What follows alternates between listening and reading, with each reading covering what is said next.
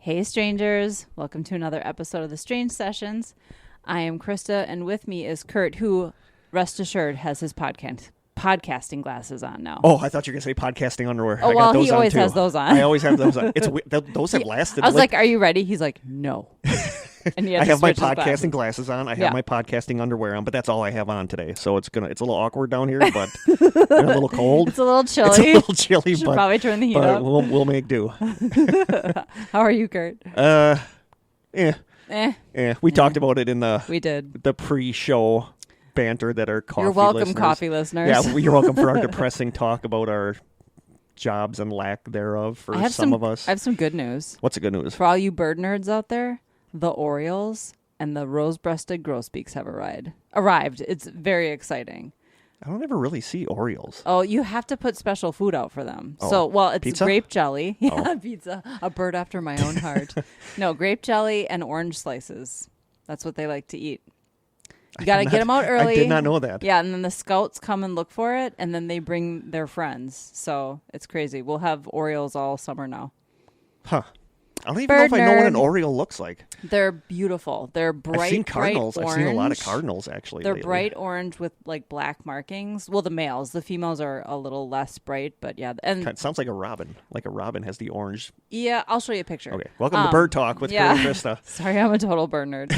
And the rose-breasted grosbeaks are black and white, and they have this bright, like fuchsia color on their chest. So, all right. Oriole, or not the team. Not the baseball team. Nope. I'm a little annoyed because I was actually going to look up how to pronounce one of the things I have to talk about today, and I forgot to look it up. So I don't know. That's an Oriole. It looks okay. I couldn't tell the difference between that and a robin. Oh, robins are more brown. Okay. I don't know. I've just seen cardinals, and cardinals are super pretty. Yeah, and cardinals are kind of. They're supposed to be symbolic of a. Like a loved one who's visiting you. Mm-hmm. So. Well, that's good at least. This is a rose-breasted grosbeak. That's cute. Yeah, that they're is really cute. Pretty. And we also have a male and female duck hanging out in our backyard. Oh, boy. I named them Frank and Estelle. Okay. If you're a Seinfeld fan, you know. No. But yeah. Anyway. Yeah, well. enough for Bird Corner. Enough from our Bird Corner. Hey, if you don't want to listen to me talk about birds for the next 20 minutes, hit pause, check the show notes. Kurt will post the timestamp of the topic start. Do we have strangers to welcome? We have one official new. Oh, we actually have two, but I don't have their name. Is that the one you texted me? Yes, the one I texted you last night. I can tell you. Okay. You go first. Okay. Well, you go first. Jackie Wyatt. Yes. Thank you, Jackie, for joining. And we also want to give a shout out to new stranger Carrie Weekends, who found us. Like we were suggested when they were listening to the Haunted Objects podcast. Which I have. I just love that show so much. The one I'm listening to right now is was it Auras? Yeah, the Haunted, the Aura goggles. Yeah. Oh my God, I'm laughing so hard. Yeah, but then I want to do an episode about auras now because now I'm fascinated by auras. We should do a test. We should see if we can see auras. We should, because I have people that have seen my aura, supposedly. Really? What color is your aura? I don't remember, but I remember them saying it was a really interesting combination of colors, and that mine had sparks coming off of it. Ooh. And I kind of believe in it because, like, people at school have said that they have never seen students just, like, immediately take to someone. Like, immediately. And I do feel like people can sense auras. Like, you can get a vibe from somebody. So I don't know if people can like see someone's aura and just not realize that that's what they're seeing. But I don't know. So we should do. Yeah, we should try later this season. We'll do an episode about auras because I used to think it was just hogwash, but I don't know. The more I listen to stuff about it, read stuff about it, the more I think there's something to it. Well, give a listen to that episode, people, because it's really interesting. They do talk about like the science of like cones in your eyes and color blindness and how certain people can see more colors and. It's a great show. It is a great show. This is going to turn into just a podcast about how much we love How much the we- Newkirks and the how much Haunted we Objects love the podcast. Newkirks. Yep.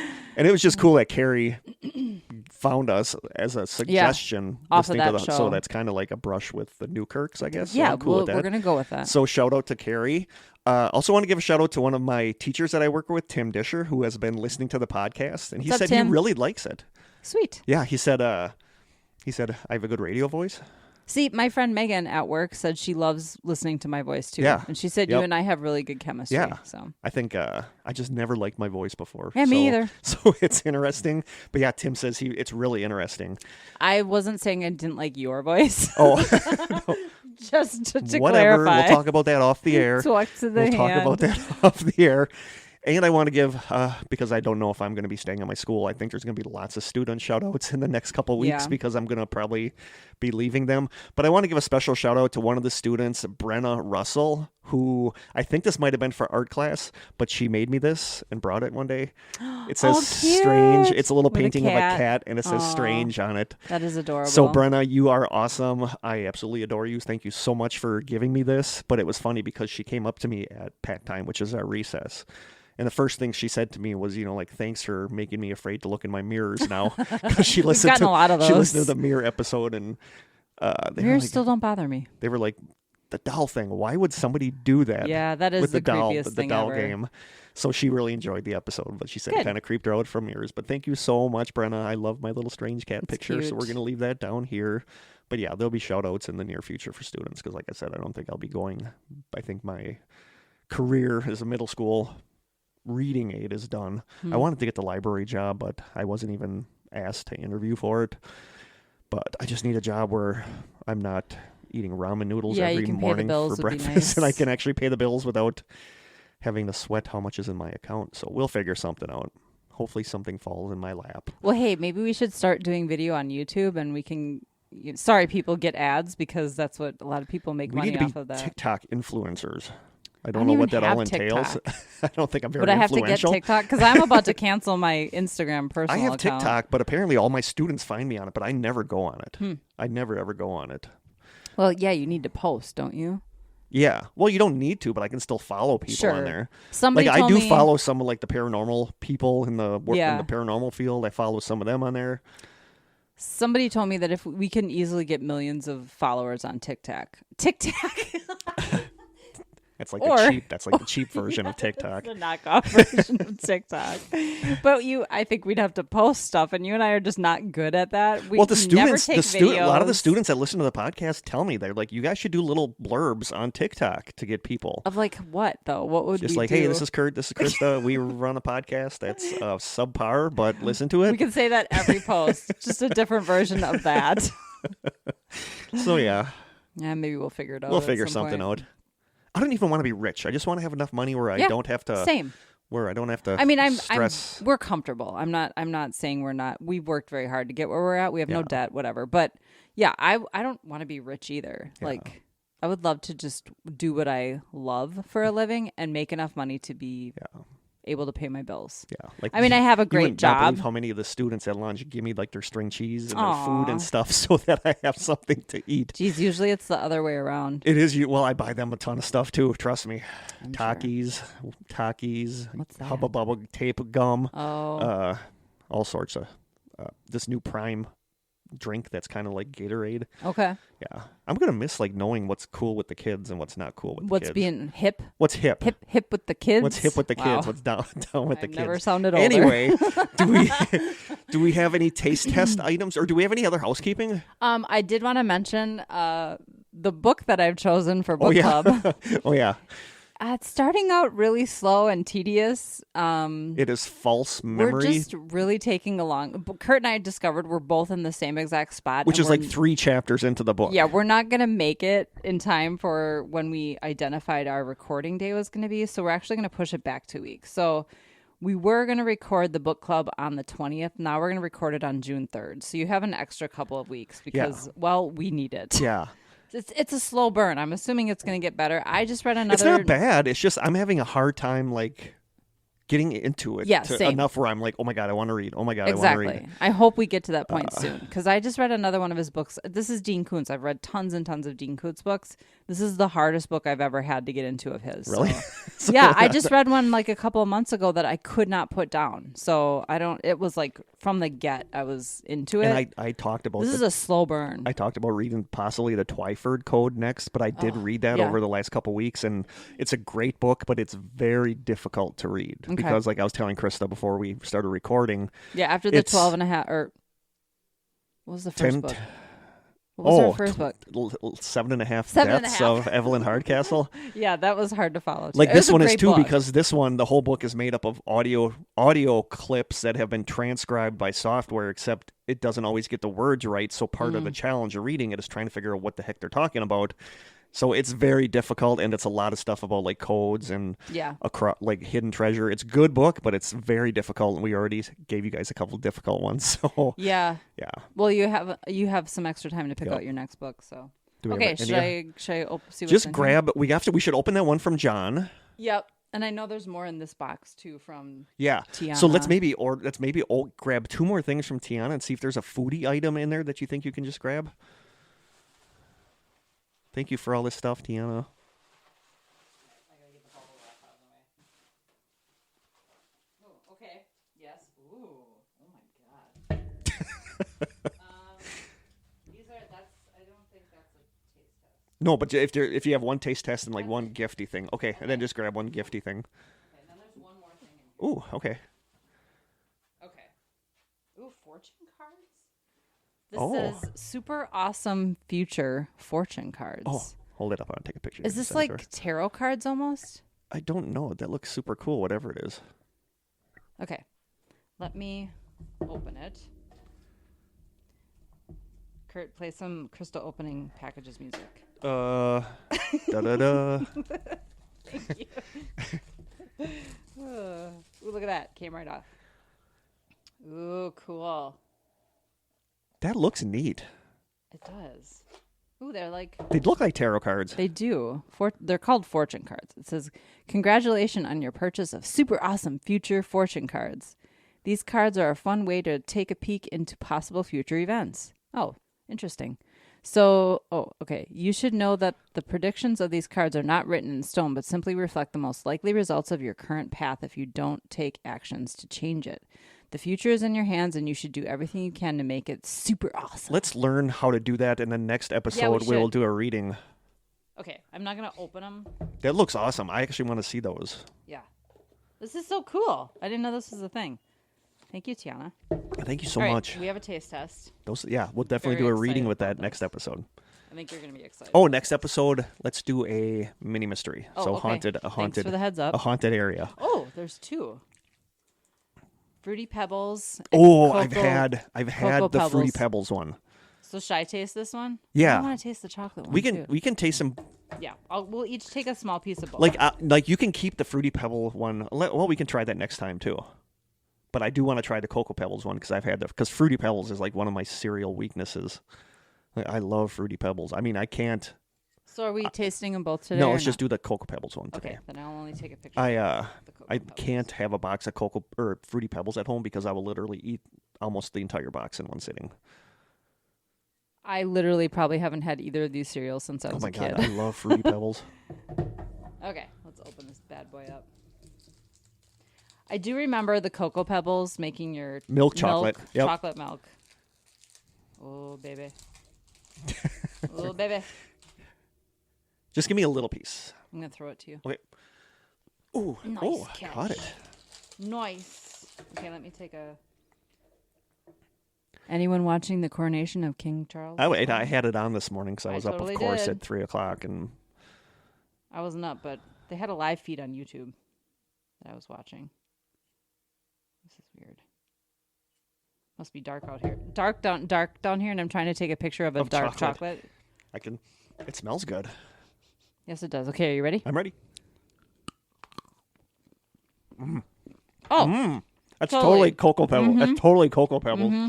That's I really thought it good. was just going to taste like a Crunch bar. That's really good. Yeah, it's literally, cereal is literally in here. I can't talk today.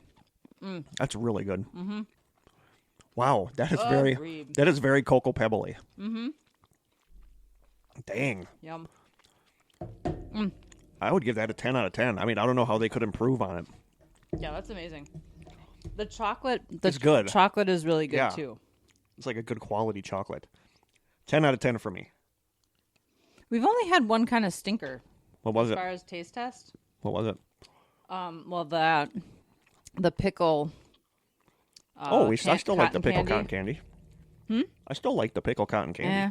We didn't like it during the taste test. Nothing will ever be as bad as our Thunder salts. Didn't we taste something fish flavored once? Too, there was something that was worse than Thunder salts. I don't Mm-hmm. remember what it was. I probably blocked it from my memory. I couldn't even finish the Thunder salts. This is really good. Okay. You want to take this home? Unless you guys want it. Nope. I will definitely take it home. I pour milk on that and make cereal. Really gooey chocolate cereal. That sounds good.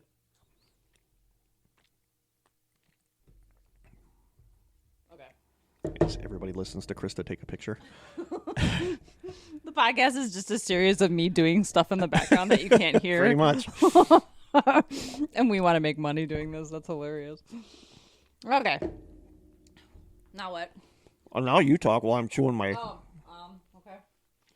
It was raining this morning. I wasn't expecting it to rain. Yeah, we didn't talk about the weather. What the heck? Which it didn't snow like it was Yeah, it snowed May 1st. like a week ago. Yeah. Yeah. Welcome to Wisconsin. Yeah. It's going to be 70s today, I think. Is it going to be? I think 70 today, a little higher tomorrow, I have thunderstorms. to go to the school forest and hide some of the geocaches because I'll be out there again. Did I tell you I got a ticket at the school forest? Yes, you did. So now I'm still scared. horrified Now I'm scared by to go that. out there. And I still have a spot where the tick was. But I don't think it was a Lyme disease one. And like I said, I feel like garbage all the time anyway. I don't even know how Lyme disease would make me feel any worse. The deer tick, I believe, are the ones that have the Lyme disease, bigger- and they're the bigger really, tick. really, really small. Oh, They're much, much smaller, I think, than like a normal wood tick. well, that's probably the one I had then. Was it deer tick? I don't know. I don't think I feel I think they're limey. like the size of a pin, like the head of a pin. Oh, I could be totally wrong. might be. Do not take any of this as fact. Better with birds than she is with insects, folks. Yes. I'm glad a lot of people liked the mirror episode. Yeah. And I'm glad they did.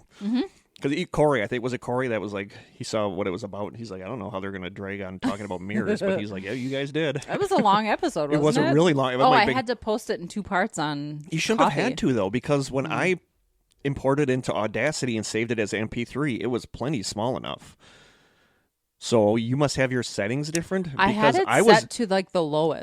Mine's quality. Mine's at medium quality, and I was able to put it on YouTube as a whole chunk. weird. So I must do something a little differently than you do. Yeah, it was that MP3 toolbox. That's what wouldn't let me. It said it was too big of a file to convert to MP4. No, because I made it. It was plenty small enough when I saved it after Audacity that I was able to convert it to an MP4. So we must do something a little struggled. different. We'll figure it out one of these. Yeah, maybe next Maybe season. by our 10th season, we'll figure something out. Sure. Are we jumping right into this bad boy? Let's do it.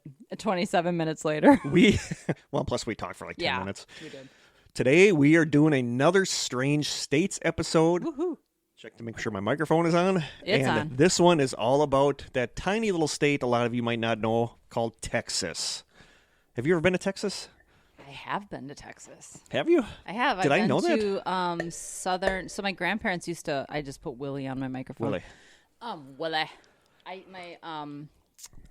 grandparents used to winter in Texas. I've been to South Padre Island. Where did they stay? I can't remember the little. It was very southern Texas because they took us into Mexico while we were down there. I can't remember where they stayed. I'll come up with it. Okay. Yes, I did take one trip to Texas. It was really cool. I think I was down there. Was it just once? When Natalie moved up here, we moved Natalie up from Texas. Oh, Texas yeah. is big. Like I remember, it's big. I remember us driving from, I think it was Fort Worth. Harlingen. Sorry, Oh, Harlingen is where okay. my I grandparents think would it winter. was us driving from Fort Worth to, I think we went through Louisiana. Didn't like Louisiana. No. No, I still have this weird dislike of Louisiana. And Why? I don't know exactly. I don't know why. I remember it Okay. smelling really yucky, like swampy, and just being like, I don't know. Sorry, Louisiana listeners. Yeah, like I like make me like Louisiana because I just have like if I had to pick my least favorite state, I would pick Louisiana, and I don't know why. I mean, nothing bad happened there. We I don't hit have the a least overhang of favorite the state. hotel with our U-Haul, and they were like, they're like, whatever. They didn't even care.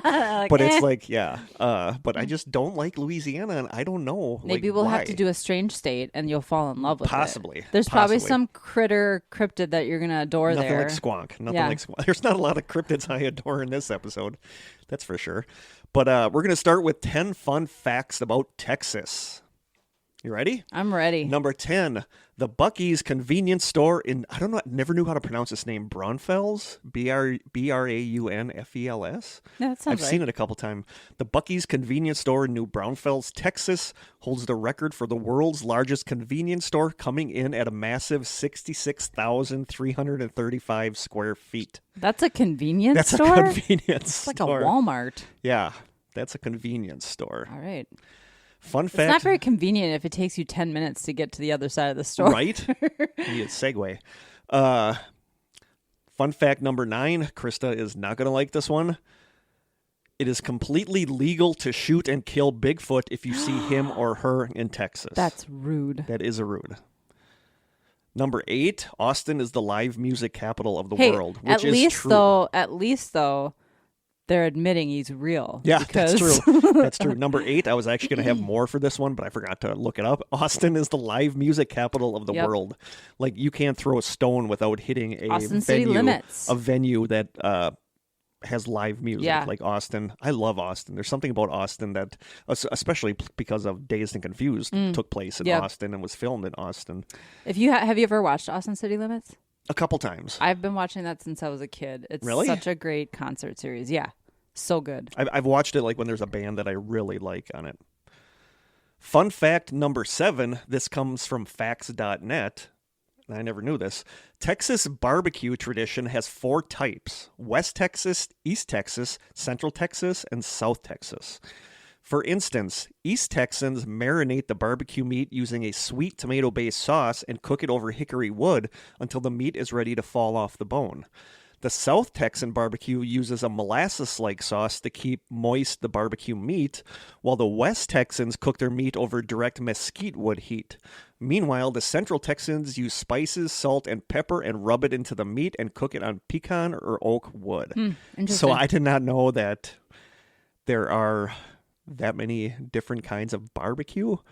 I guess I'm just not like a barbecue-y guy. Yo, no, I know there's like the tomatoey base, there's like a vinegar base, like I know there's different types of sauces that people are really like passionate about, Yeah. but Like we have a barbecue place in town that I've never been to, and one of the students, Lucian, one of my students and I have this weird obsession with cornbread. Like students will ask me, to bring them bags of Takis, which are like the big thing with the kids, like spicy. It's like a spicy chip. Bring in bags of Takis or Cool Ranch Doritos. And he came to me one day and he's like, "Could you bring me cornbread next time we go to festival?" And that was like the weirdest request I ever got. So I got it for him.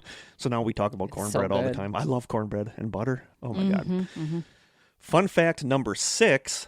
6 flags have flown over Texas: Spanish, French, Mexican, Republic of Texas, Confederate, and United States. And that's where 6 Flags gets its name from. Fun fact number 5, I had no idea. This just kind of blows my mind. The King Ranch in South Texas is larger than the entire state of Rhode Island.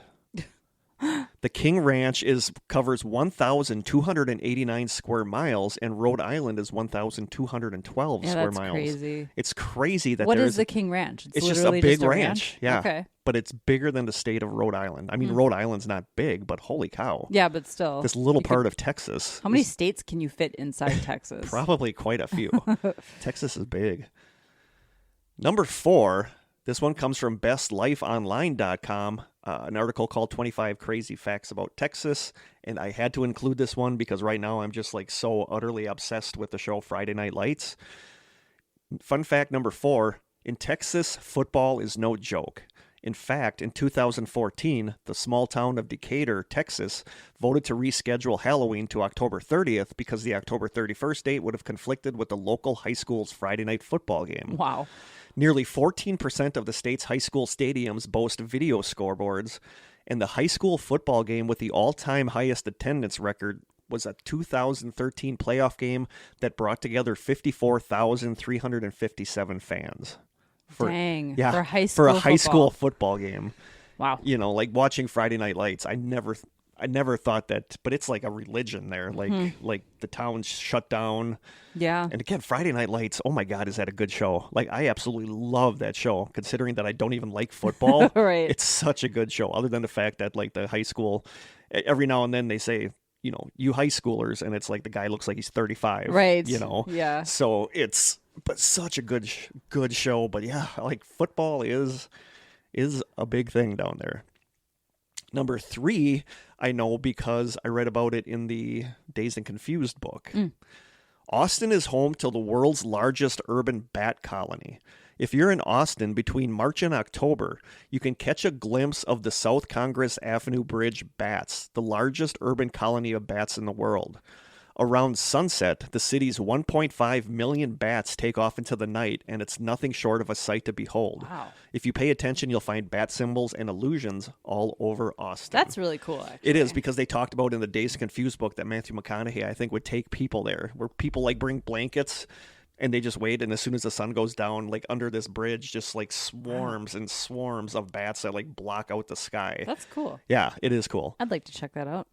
And fun fact number 1. Oh, I didn't do weird laws in this one. Holy cow. And there's got to be some weird There's got to laws be in some Texas. weird laws. Maybe next episode I will Housekeeping? add.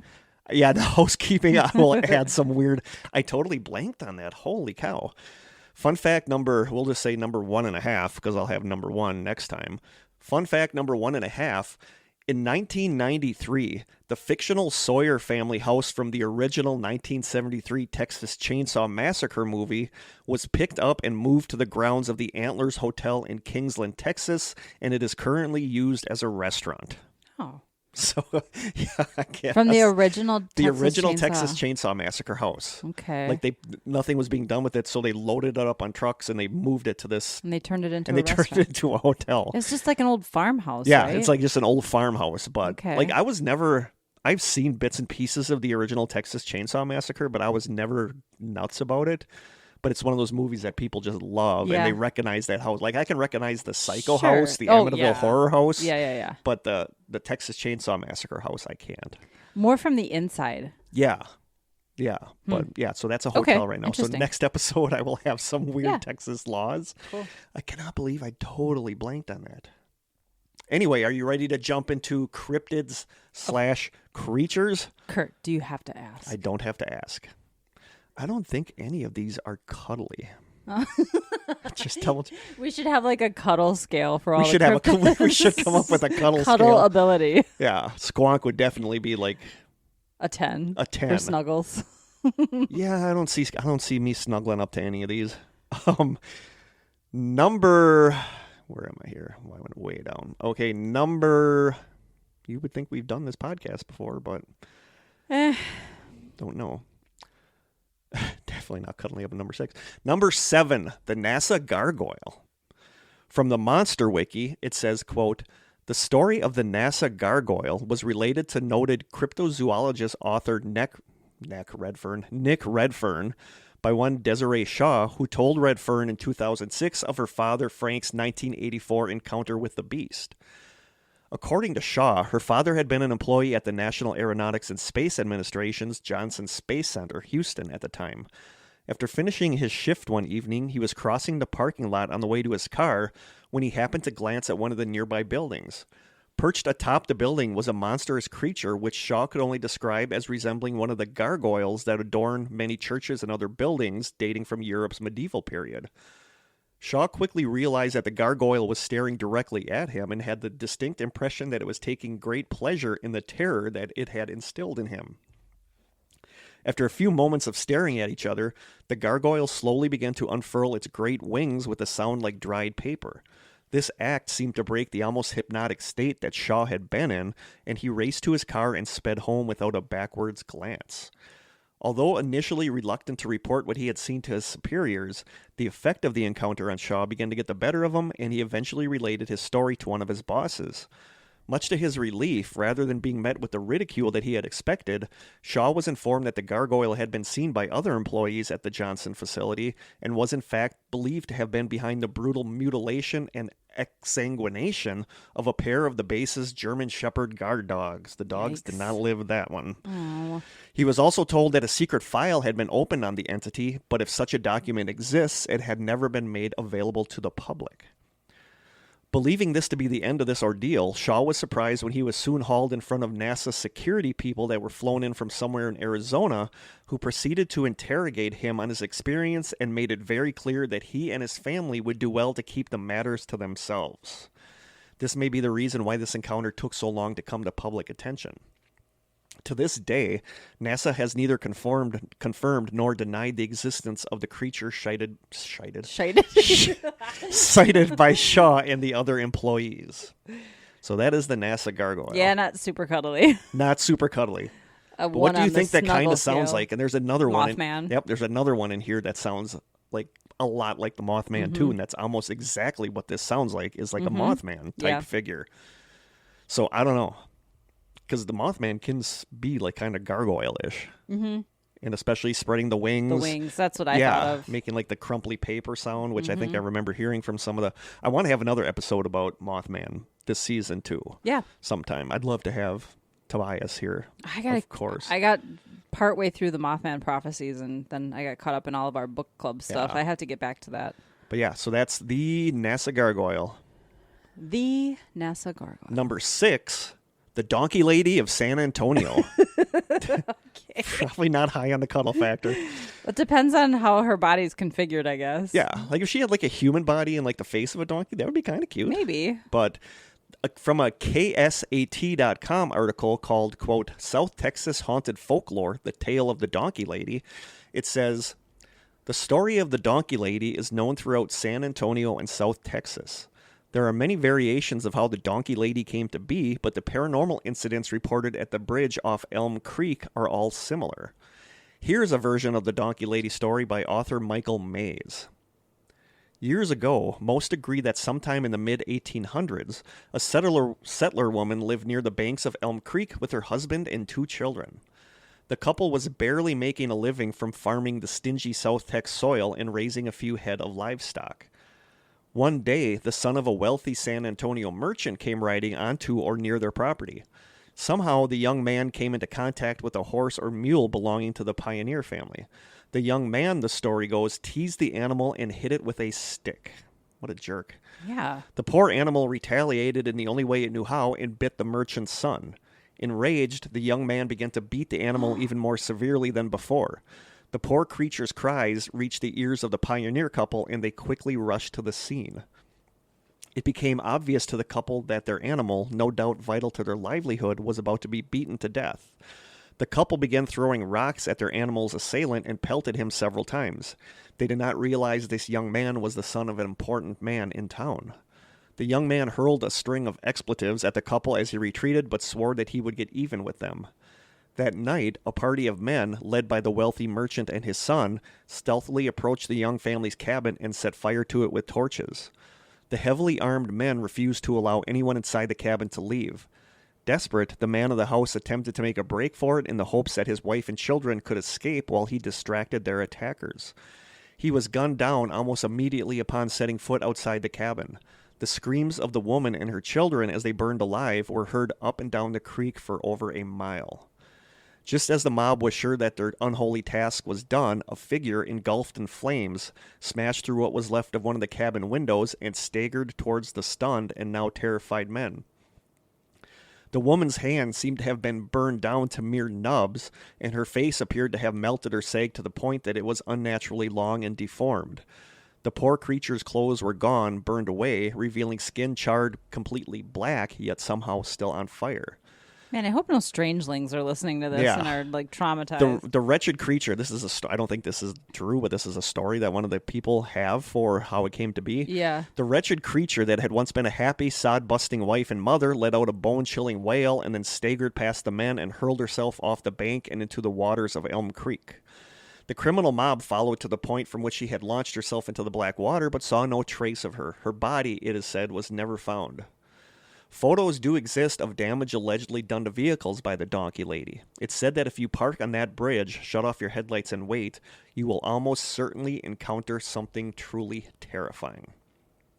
Well, this is gruesome. That is gruesome. From a scarystudies.com article, it says, the donkey lady in San Antonio had endured throughout the years and is well known to people in and around the area.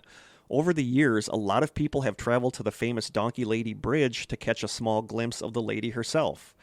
For many, the experience has been somewhat unsettling, where they have experienced nerves and jitters owing to an intense feeling of being watched by some entity from a distance. Some people who have driven to the bridge actually report seeing a gruesome face resembling a donkey screaming at them through their car windows. Well, that's creepy. That is creepy. Many of these people have also later found indentations on their car bodies that look like they were stamp marks made by a donkey's hoofs. Many who have visited the bridge have heard the steady clapping of hooves, but have not seen the lady herself. At present, it is no longer possible to drive over the actual Donkey Lady Bridge, as the authorities have placed a gate over it to discourage visitors.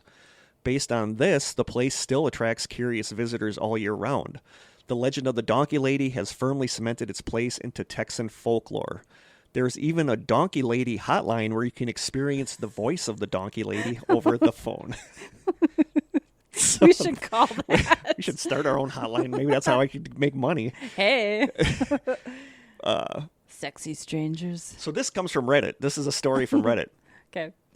When I was in elementary school back in the 80s, there used to be a number that you could call that played hoof sounds, which was supposed to be the sounds of the donkey lady running. Oh my God. And the story was that if you called it and the sound stopped while you were still on the phone. It's like a dude with some coconuts on the other side. Like the Monty Python Yes. horse. The story was that if you called it and the sound stopped while you were still on the phone, then the donkey lady was coming for you. Oh, man. I had friends over once, and they called it, and they all heard the cloppity-clops of the hoof sounds, but by the time they passed the phone to me, of course, I heard nothing. They all got scared and left, and then I accidentally locked myself out of the house. Oh, jeez. I had to wait in the backyard for my mom to come home hours later. Wow. Back during that time, there were lots of numbers you could call that were supposed to be fun for kids. A joke hotline, storytelling, chat rooms, Pac-Man sounds, and apparently murderous half-woman, half-donkey creatures.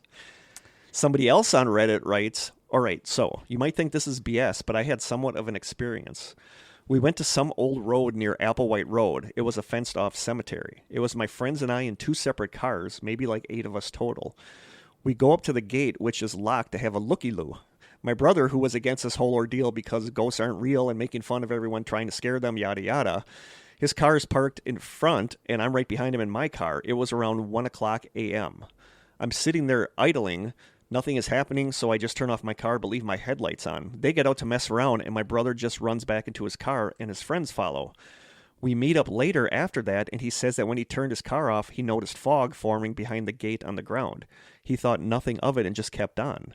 Then after, he saw something come out of that fog, and he thought it was a person, but it wasn't. He said he looked at its face, and it was some disfigured thing. He couldn't say man or woman. He said just like a person with a really messed up face.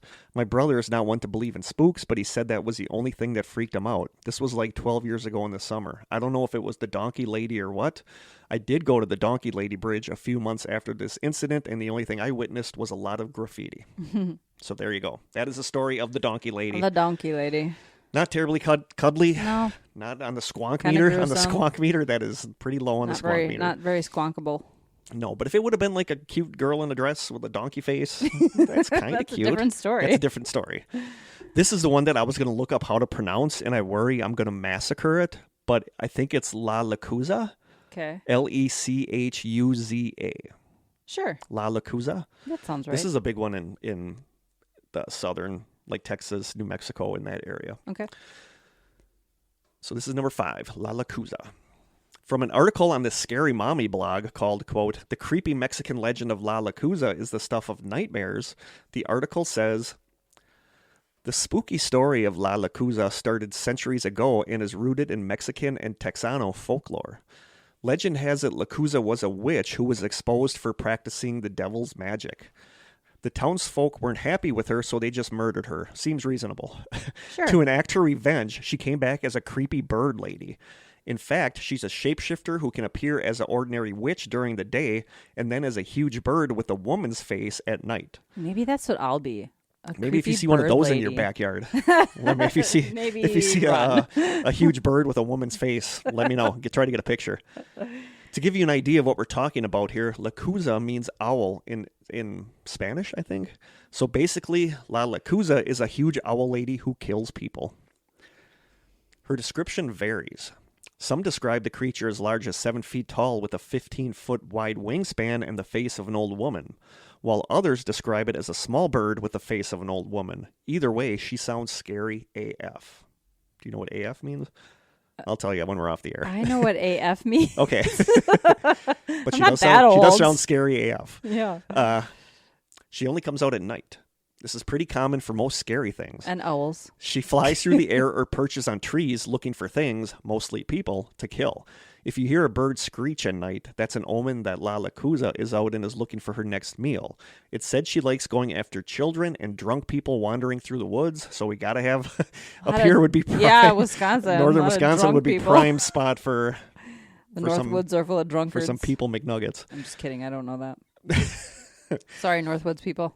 She poses as a baby. Once she finds a target, she disguises her voice like a baby's That's and will creepy. cry outside your door waiting to pounce on you and swoop you No. away forever. I don't like that. Again, this is no ordinary bird. She is known to carry away full-grown men within her talons.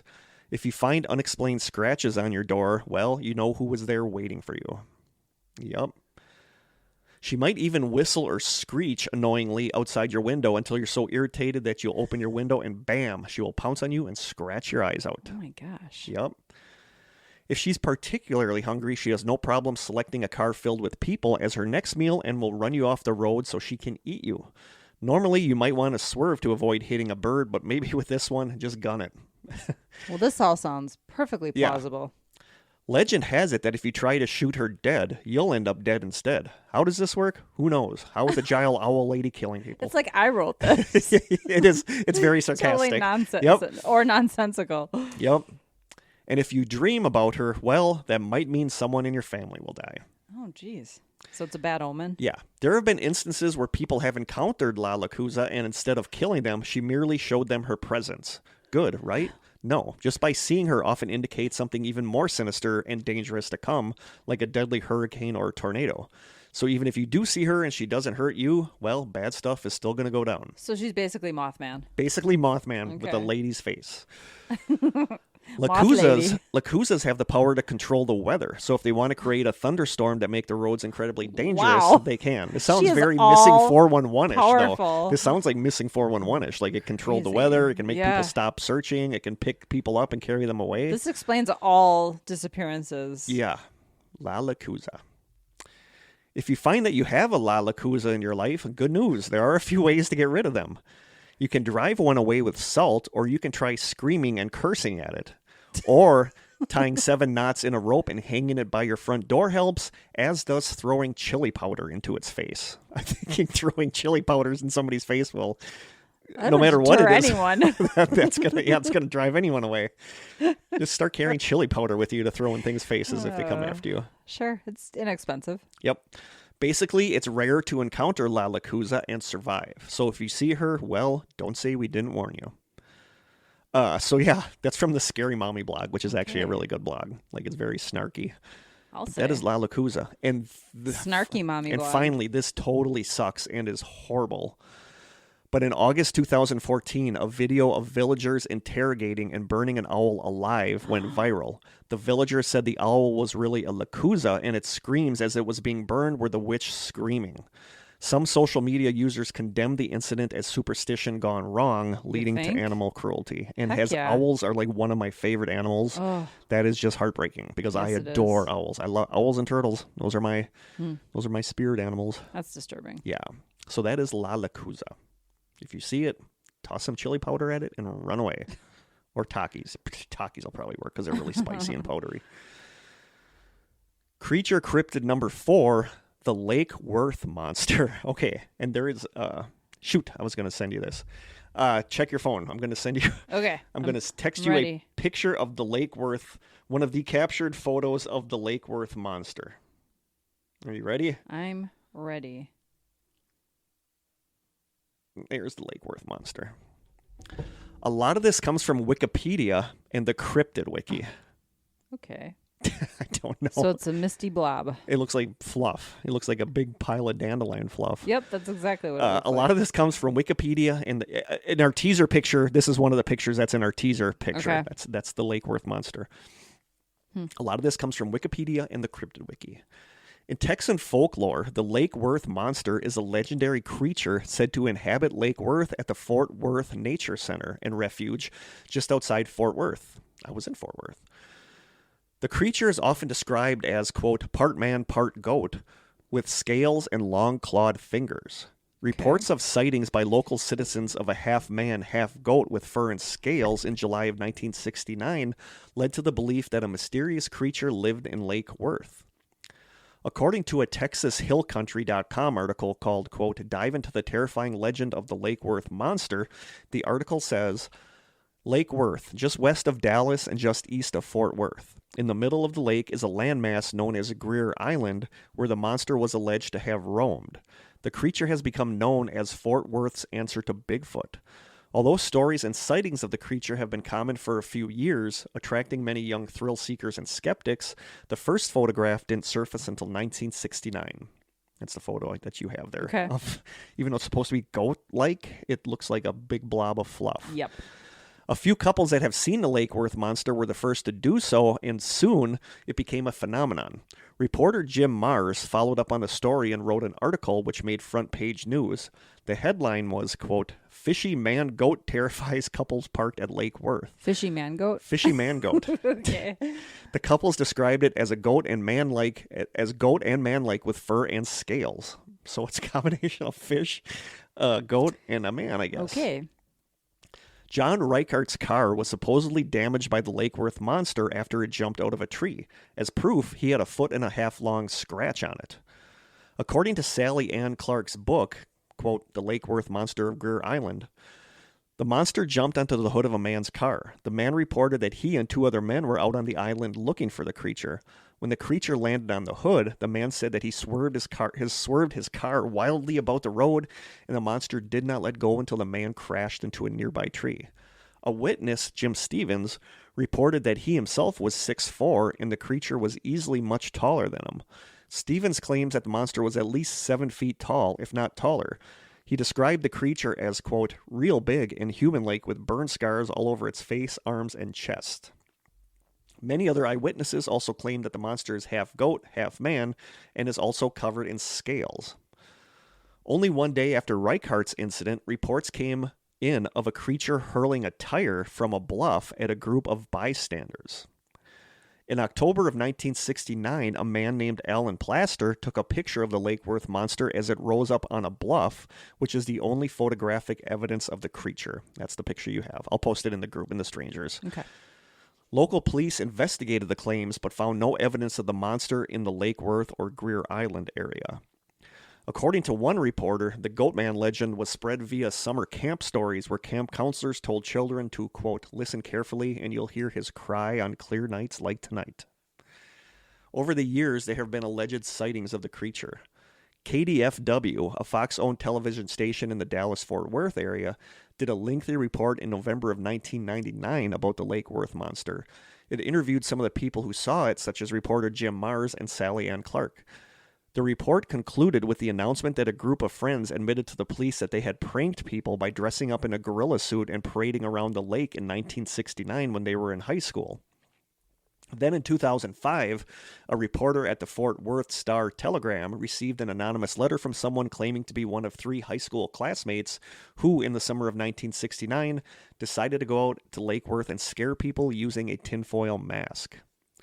Alan Plaster, the man who snapped the famous photo of the woolen beast, thinks that he himself was mistaken about what he saw all those years ago. According to Plaster, he thinks that what he witnessed was a hoax and that he was most likely the victim of someone playing a prank. And in 2009, a man came forward and admitted that in 1969, he was rolling a tire along with some friends on a bluff. The tire rolled away from him, hit a bump, went into the air, and landed close to a group of bystanders. Okay. But according to comments on some of the pages, one person writes, quote, I've seen this thing with my sister and my 2 cousins at another nearby lake. Another person writes that the thing that confuses me with the photo is that it claimed to be a man in a gorilla suit, yet it appears white and fluffy despite the dark conditions. I also live near Fort Worth and Lake Worth, and there are a lot of weird noises and sightings around the area. It looks like it was taken with like night vision or something. Yeah, because it's like bright. And so that's what dark things appear white. Possibly. I mean, I don't know. People do claim to have seen this thing, but the people that started this thing said that it was just like a prank. But then other people say that the people saying it's a prank are people trying to cover up the fact that there actually is a Lake Worth monster out there. Conspiracy. It's like a big conspiracy. So basically, I don't know. Like, the picture doesn't really impress me a whole lot. No. It looks like, I don't know what Nothing. it looks like. It looks like nothing. Yeah. Like I mean, there's something there, you but know, the Lake Worth monster throwing the tire off the bluff. The guy said that they were rolling a tire, got away from him, and took a jump like the Duke boys, and almost hit a launched off a ramp. And so I don't know. But since 2009, which was the 40th anniversary of the sightings, the Fort Worth Nature Center and Refuge has held a Lake Worth Monster Bash each October. Well, hey, of course, it's a reason to because party and drink it's Texas. beer. There's barbecue, I'm sure. Yep. So yeah, there you go. Okay. What do you think of talk a little, because I gotta have a little sip. What do you think about the Lake Worth monster? I'm not sure he's worth the time. See what I did there? I did see what you did there. I don't know. It's cuddly on the cuddly scale. In that picture, it looks fluffy and comfortable. Yeah, it doesn't look scaly and half goat. It looks like a half man, big cotton ball. I mean, basically. it's almost reminiscent of like a Bigfoot outline, if I'm being honest. You know what I mean? Like, yeah. I mean, I can see where there's maybe an arm. Yeah. I can kind of see a shape in there, and this definitely looks like it was taken with I don't know, flash or night vision. You know what I mean? But they didn't have night vision in 1969. Oh, well, military maybe did. Yeah. But why would a normal person? So I don't know. have I'm on the fence about the Fort Worth monster. Yeah. The Lake Worth monster. All these sound made up, if I'm being honest. And for Krista, as always, we got to do number 3, Bigfoot. Yes. According to the Bigfoot Field Researchers Organization, or BFRO, and man, I apologize that I didn't get a whole lot done on this episode, I feel, because once I go to that BFRO page and start looking at all the states and reading people's accounts, it's a rabbit hole. Yep. All of a sudden, it's like an hour's gone, and I've just been looking at nothing but What Bigfoot happened? stories. Bigfoot stories. Where am I? Yeah. Did I get abducted? Yeah. So I spent a lot of time looking at Bigfoot stories. According to the BFRO, Texas has the 7th highest number of credible Bigfoot sightings of all the states. East Texas, where the majority of the reported sightings of Bigfoot occur in the state, boasts nearly 12 million acres of forest land. Dang. That is a lot of acres of forest land. So here's a couple stories and whatnot. On Monday, January 4th, 2016, at 6 o'clock a.m., I was backcountry camping with a friend in the Sam Houston National Forest. We had made camp near an unnamed pond west of the hiking trail. This sounds perfect. The night was clear, about 35 degrees, and perfectly still. My friend and I were hammock camping, and because of the cold, we're both under low-staked tarps that prevented us from seeing out. Our hammocks were about 15 yards apart. At 6 o'clock a.m., it was still completely dark. I had been awake for about 15 minutes, but remained in my sleeping bag inside my hammock. At that point, I heard a sharp clack, perhaps 75 yards on the other side of my friend. 2 seconds later, I heard a double knock much farther away, perhaps a half mile to the north or northwest. Wood knocking? The wood or rock Oh, knocking? it could be or wood rocks, knocking. yeah. The first pop was crisp and close. To my ears, it had to either be rock on rock or wood on wood. As there is nothing in that area but sandy soil and trees, my conclusion was that this was a well-struck tree knock followed by a distant response. Ugh. To the best of our knowledge, there were no other people in the vicinity. We had arrived at the trailhead to begin our one-night backpacking trip at 2 o'clock p.m. the previous afternoon, and we'd only seen one other party of hikers who passed our camp at 4:30 Sunday afternoon and continued eastward on the trail. We saw no one else during the entire trip, which ended when we arrived back at the parking lot at 11:30 a.m. Monday morning. Had it been windy, I could have written the sounds off to cracking limbs, but there was not even the slightest breeze, and the two sounds appeared to me to be a clear call and response, such as, "Humans are over here, roger that." After the sounds, I froze and listened hard for several minutes for any other noise, such as footfalls, stick breaks, or other evidence of visitors, but heard none. Within 5 minutes, I asked my friend if he had heard it too, and he had not, having his ears covered by his cap and his head inside his sleeping bag at the time. Within 15 minutes, we were both asleep again. We awoke for good around 7:20 a.m. and vacated the area at 10 a.m.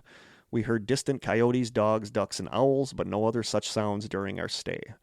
Considering the stillness of the night, the crisp, unambiguous clack, and the quick double knock response, I can think of no other cause for these sounds. There's something equally fascinating and unsettling about the idea of something or things communicating like that in the middle of the night when you're in the woods. Yeah. And there's not supposed to be anyone else there. Yeah, like that's a freaky... Like they're communicating with each other. Yeah. And it's probably about you. A big part of me would like when we do our summer trip, if we're going to do our summer trip, to like camp. Like I've never spent a night in the woods. Oh, really? No, I have never Wow. spent a night in the woods ever.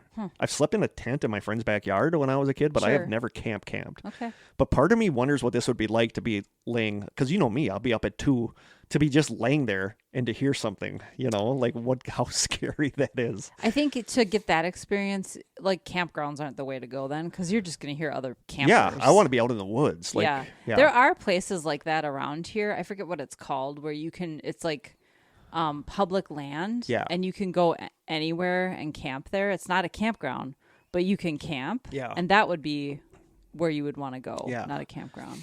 I've only camped in a campground. I've never even done any of that. But what's cool about the BFRO site is that they do these reports, and then there is a follow-up by investigators, which is really cool that they do this. Yeah. So the follow-up investigation report by BFRO investigator Michael Janakis says, quote, I spoke with the witnesses on the afternoon of 6/5/16 about this encounter. While there is no way for sure to tell whether or not the tree knocks were from a Bigfoot, there are other parts to this story that make me believe it was. First, there is a report on another website that describes a Class A encounter on the same day made by an unrelated person about an hour later, just a mile or so from this encounter. While I was not involved in the investigation from the other site, it sounds credible. Second, this report was from an area just a mile or so from the site of the BFRO Texas expedition, October 2015. One whole team of participants on that expedition had a Class A sighting very near to where this event occurred. In short, there has been a lot of reported activity in this part of the forest. Lastly, unlike some areas, wood knocks are very common in East Texas forests. Heard and reported all the time, signs point to wood knocks as being a communication tool used by Bigfoots. Perhaps because of the forests of southeast Texas are relatively flat and the wood knock sound travels farther. The witness intends to continue hiking in the same forest and promise to update us on any further investigations. That is true. Texas is very flat. Yeah. Yep. So this one I think I just have, it's just a report. I don't have the because they go over the whole thing in the report. Here's another investigation report by BFRO investigator Michael Janakis again. The witness had been to the site on many occasions. After hearing several howls, he had joked to his daughter that they were made by Bigfoot. It became a family spot where they'd bring friends and neighbors, oftentimes hearing vocalizations, reports the witness. On the night of this event, the witness had brought his teenage daughter and 3 of her friends to this spot. Around midnight, he parked his pickup truck on a dirt road right along the tree line where he had had previous activity. The 4 girls climbed into the back of the pickup, standing up for a better view. Witness then proceeded to give several long, deep howls, like making the Bigfoot sounds. Shortly thereafter, one of the girls sees something step out from behind a large tree that was approximately 125 feet away. She immediately pointed and screamed, causing the other girls to look. Lit by moonlight, the other 3 girls saw the same creature. It stood 8.5 feet tall and was very wide. Because it was dark and lit only by the moon, they could not determine the color or any distinguishing features of the creature other than it stood upright, was huge, and was close. As the girls screamed, the witness looked to the spot they were pointing. He could also see something large and dark standing motionless. The girls were panicked and wanted to leave, so the witness quickly drove home. The following day, the witness returned to the site and discovered a large footprint in the exact same place where they'd witnessed the creature step out from behind the tree. There were an additional 4 to 5 successive footprints walking away from the area. The witness made a cast of each print.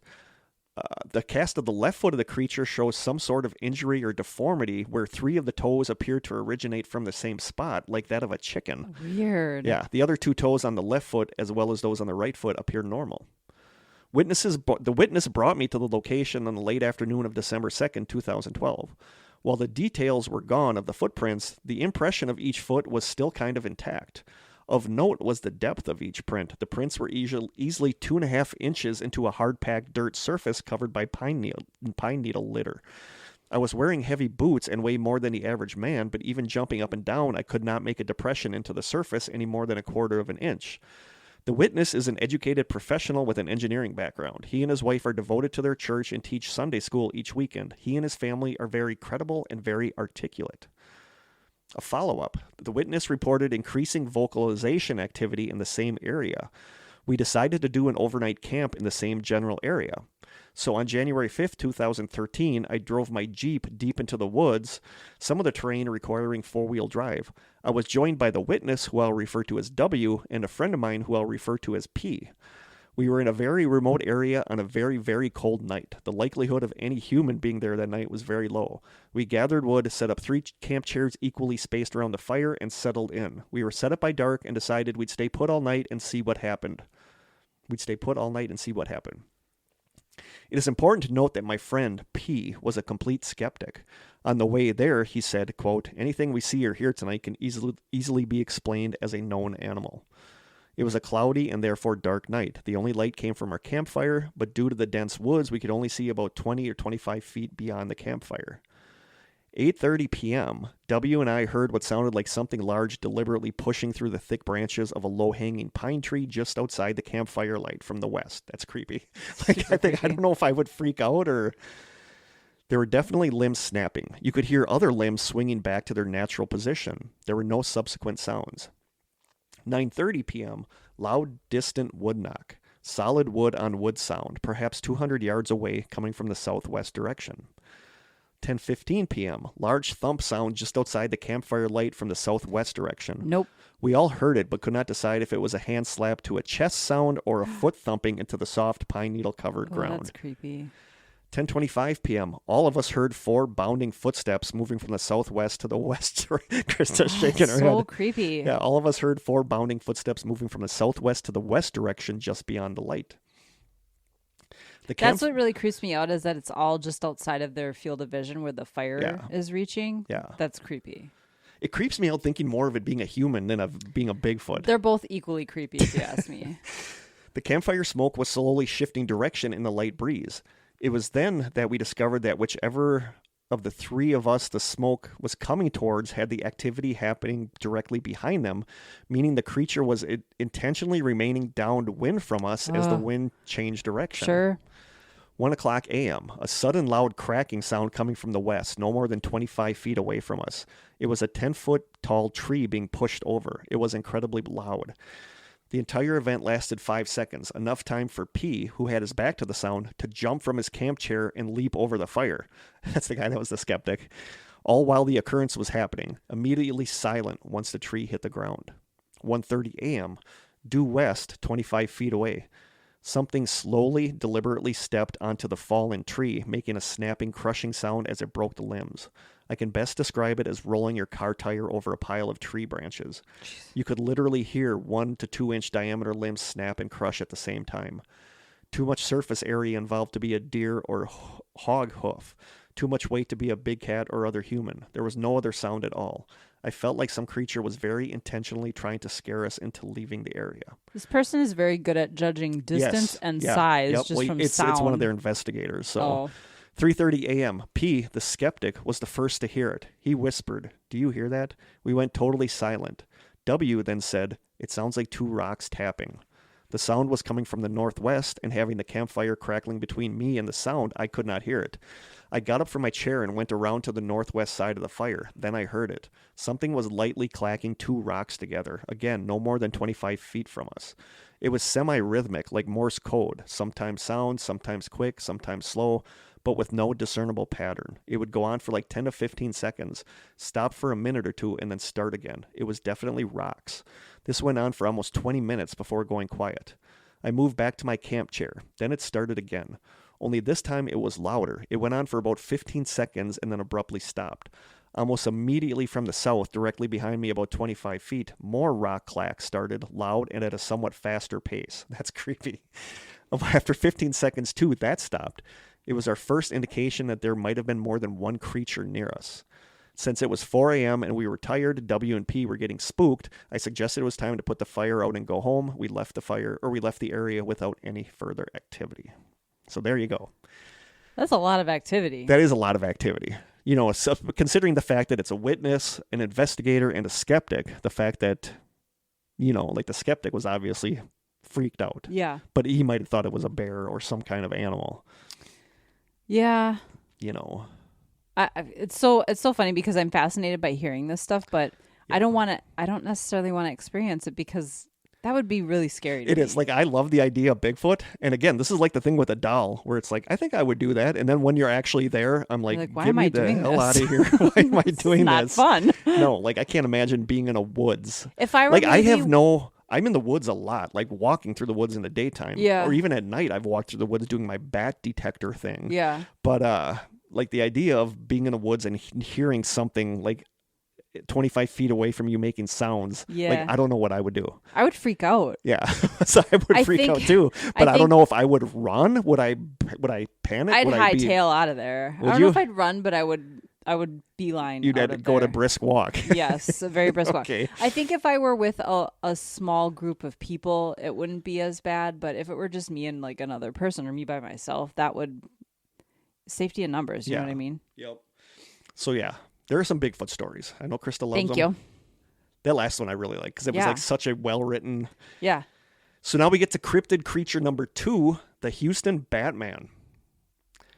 From an ABC13.com article, the most notorious reports of a flying humanoid is that of the Houston Batman, professional cryptozoologist Ken Gerhard said. This tale takes us to Houston back in the 1950s when it was a boomtown bursting at the seams. It was 2:30 a.m. on June 18th, 1953 in the Houston Heights. 3 neighbors claimed that they saw something extraordinary land just a few feet away from their home. Hours later, the unearthly encounter was front-page news in the Houston Chronicle. There's only really one account that I'm aware of, and it's a very chilling encounter, Gerhard said. Subsequently, they were so horrified by their experience that they contacted the local police. The Houston Chronicle article detailed the encounter saying, quote, Hilda Walker, a 23-year-old housewife, and 2 of her neighbors were sitting on their front porch, and suddenly Hilda noticed a large shadow moving across the lawn, Gerhard said. It was then that they finally could make out its form. One of the witnesses, Howard Phillips, a tool plant inspector, told the Houston Chronicle, quote, I could hardly believe it, but I saw it. All 3 witnesses had a similar description of what they saw that night. Again, who does this sound like? I always think it's interesting when people are scared enough that they call the police. Yeah. Like something's happening. Yep. It appeared to be a very tall man or man-like figure that seemed to jump from the lawn up to a tree limb. It stood about 6.5 feet tall, but with bat-like wings attached to his back. Mothman for sure. It also seemed to be encased in a halo of glowing light. They said the mysterious figure lingered for 30 seconds or more on the branch, then suddenly the light began to fade out and the figure vanished, Gerhard said. So, according to an article on MysteriousUniverse.com, it all began one night in June 1953. A young Houston housewife named Hilda Walker was sitting on the porch of her house on East 3rd Street along with her neighbors, Judy Meyer, 14. I don't know why they're hanging out with the 14-year-old neighbor, and Howard Phillips, 33. It was peaceful, although a very hot night. What happened next shocked the trio. Walker later described what they witnessed. According to author Nick Redfern, Walker stated, quote, 25 feet away, I saw a huge shadow across the lawn. I thought at first it was the magnified reflection of a big moth caught in a nearby streetlight. Then the shadow seemed to bounce upwards into a pecan tree. We all looked up. That's when we saw it. It was a man-like form which stood 6.5 feet tall and sported bat wings on its back. A strange glow surrounded the Batman. The witnesses sat stunned and watched for 30 seconds, then the light began to fade and the figure vanished. Judy Meyer let out an ear-piercing scream.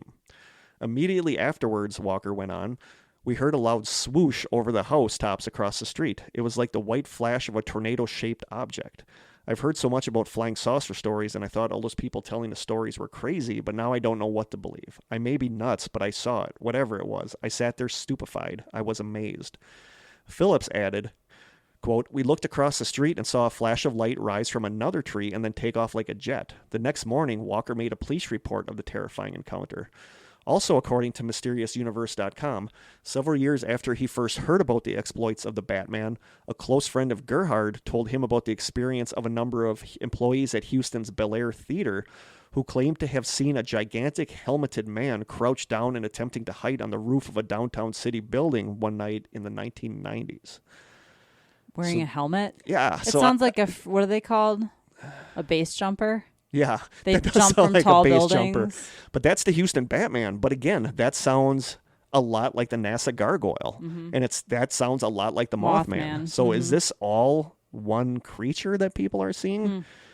You know, like I used to not really buy into the Mothman stuff, but with all the sightings going on and like the Chicago sightings, There's got to be something there's going something on. like flying around. Yeah. And I think that two of these things sound like the Mothman. Yeah. And I wonder if, I'm sure Tobias is, but I wonder if people are making the connection that these are all the same creature.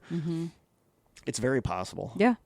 But again, that sounds so much like the Mothman. I mean, if you think about, there's different descriptions of Bigfoot that appear like it's almost different Yeah. species. Not Yeah. species. You know what I'm saying? Yeah, I know what you're saying. It's So like a similar... I think it's plausible that there are Yeah, different totally. sort of types of Mothman. Totally. And finally, creature cryptid number 1. I only have this as number 1 because I could not decide if I wanted to put this in hauntings or cryptids, but Okay. I decided on cryptids. It's a good segue into the haunted stuff. I decided on creature, although it's more of an urban legend. Okay. It is the Candy Lady, Clara Crane. January 26, 2022 article on Only in Your State. Most of this comes from a January 26, 2022 article on onlyinyourstate.com and an article on 106.3thebuzz.com. The sleepy town of Terrell, T-E-R-R-E-L-L, Terrell. Terrell? The sleepy town of Terrell, Texas, was once home to Clara Crane, a woman born in 1871. Her husband was an older gentleman by the name of Leonard Gilbert Crane, and the two had a little girl who they named Marcella. I think it's such a cute name. Leonard was a farmer, and tragically, Marcella died in an accident out on the fields when she was only 5 years old. Clara blamed Leonard for her death, even more so after she found out that he had been drinking at the time of the accident. I don't know if he ran her over with the plow but she blamed him for her death, found out he was drunk at the time of the accident. 2 years later, still stricken with grief, Clara decided to take revenge. She laced a few caramels, her husband's favorite candy, with poison and gave them to him. Oh my He gosh. died as a result of eating the lethal candy. The following day, a neighbor came by to check on Clara after noticing her shaken and frenzied state. Clara was taken into custody after becoming aggressive towards County Sheriff Fred Springer, who the neighbor had called. Instead of receiving life in prison, Clara was found insane, possibly in the membrane. I don't know. And she was incarcerated at the North Texas Lunatic Asylum, now known as the Terrell State Hospital. While in the asylum, Clara made a doll out of torn bedsheets. The doll she called Marcy, the same name as her daughter.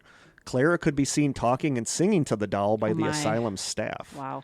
In a small portion of a letter that Clara supposedly wrote to her sister while in the asylum, she says, quote, "Dearest Aggie, I am elated. I have been informed by Dr. Matthews that Marcy and I will be returning home in less than 3 weeks.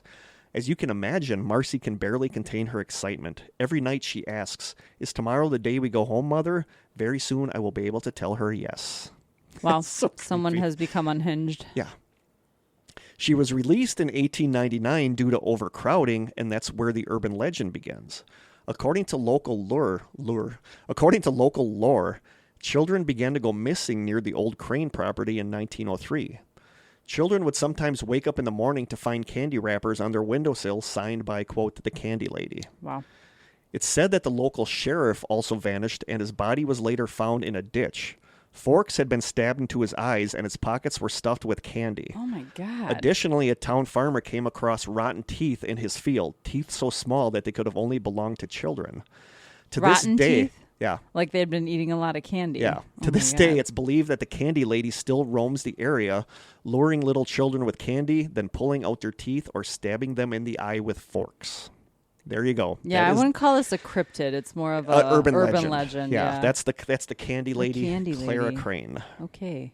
So there you go. There are some that not cuddly, definitely not None cuddly. of those are cuddly. None of those are cuddly. If I had a cuddle with any of them, maybe It would be Bigfoot for me. no. He's probably smelly. Probably. He's definitely smelly. Or he smells like campfire. Oh, if he smelled like That's not campfire. bad. No, if he smelled like redwood and campfire. We need to make a Bigfoot scented Old Spice deodorant. So are we ready to segue into our haunted areas? We are. Our haunted / weird areas. Okay, this one, I don't know. I didn't call it number 6. I just called it a bonus, and I'm not sure why, because it technically should be number 6. What do you think of when you think of Texas weird stuff?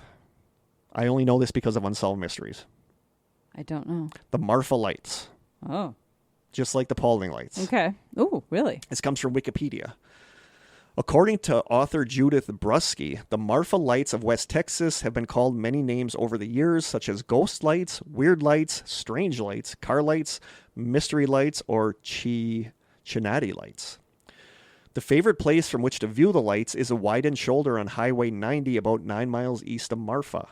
The lights are most often reported as distant spots of brightness, distinguishable from ranch lights and automobile headlights on Highway 67. Robert and Judy Wagers define classic Marfa lights as being seen southwest of the Marfa Lights Viewing Center. It's cool that they actually have a viewing center where you go and watch the MLVC. They define the left margin of the viewing area as being aligned along the Big Bend Telephone Company Tower as viewed from the MLVC, and the right margin as Chinati Peak as viewed from the MLVC. James Bennell states, quote, "You might just see mysterious orbs of light suddenly appear above desert foliage.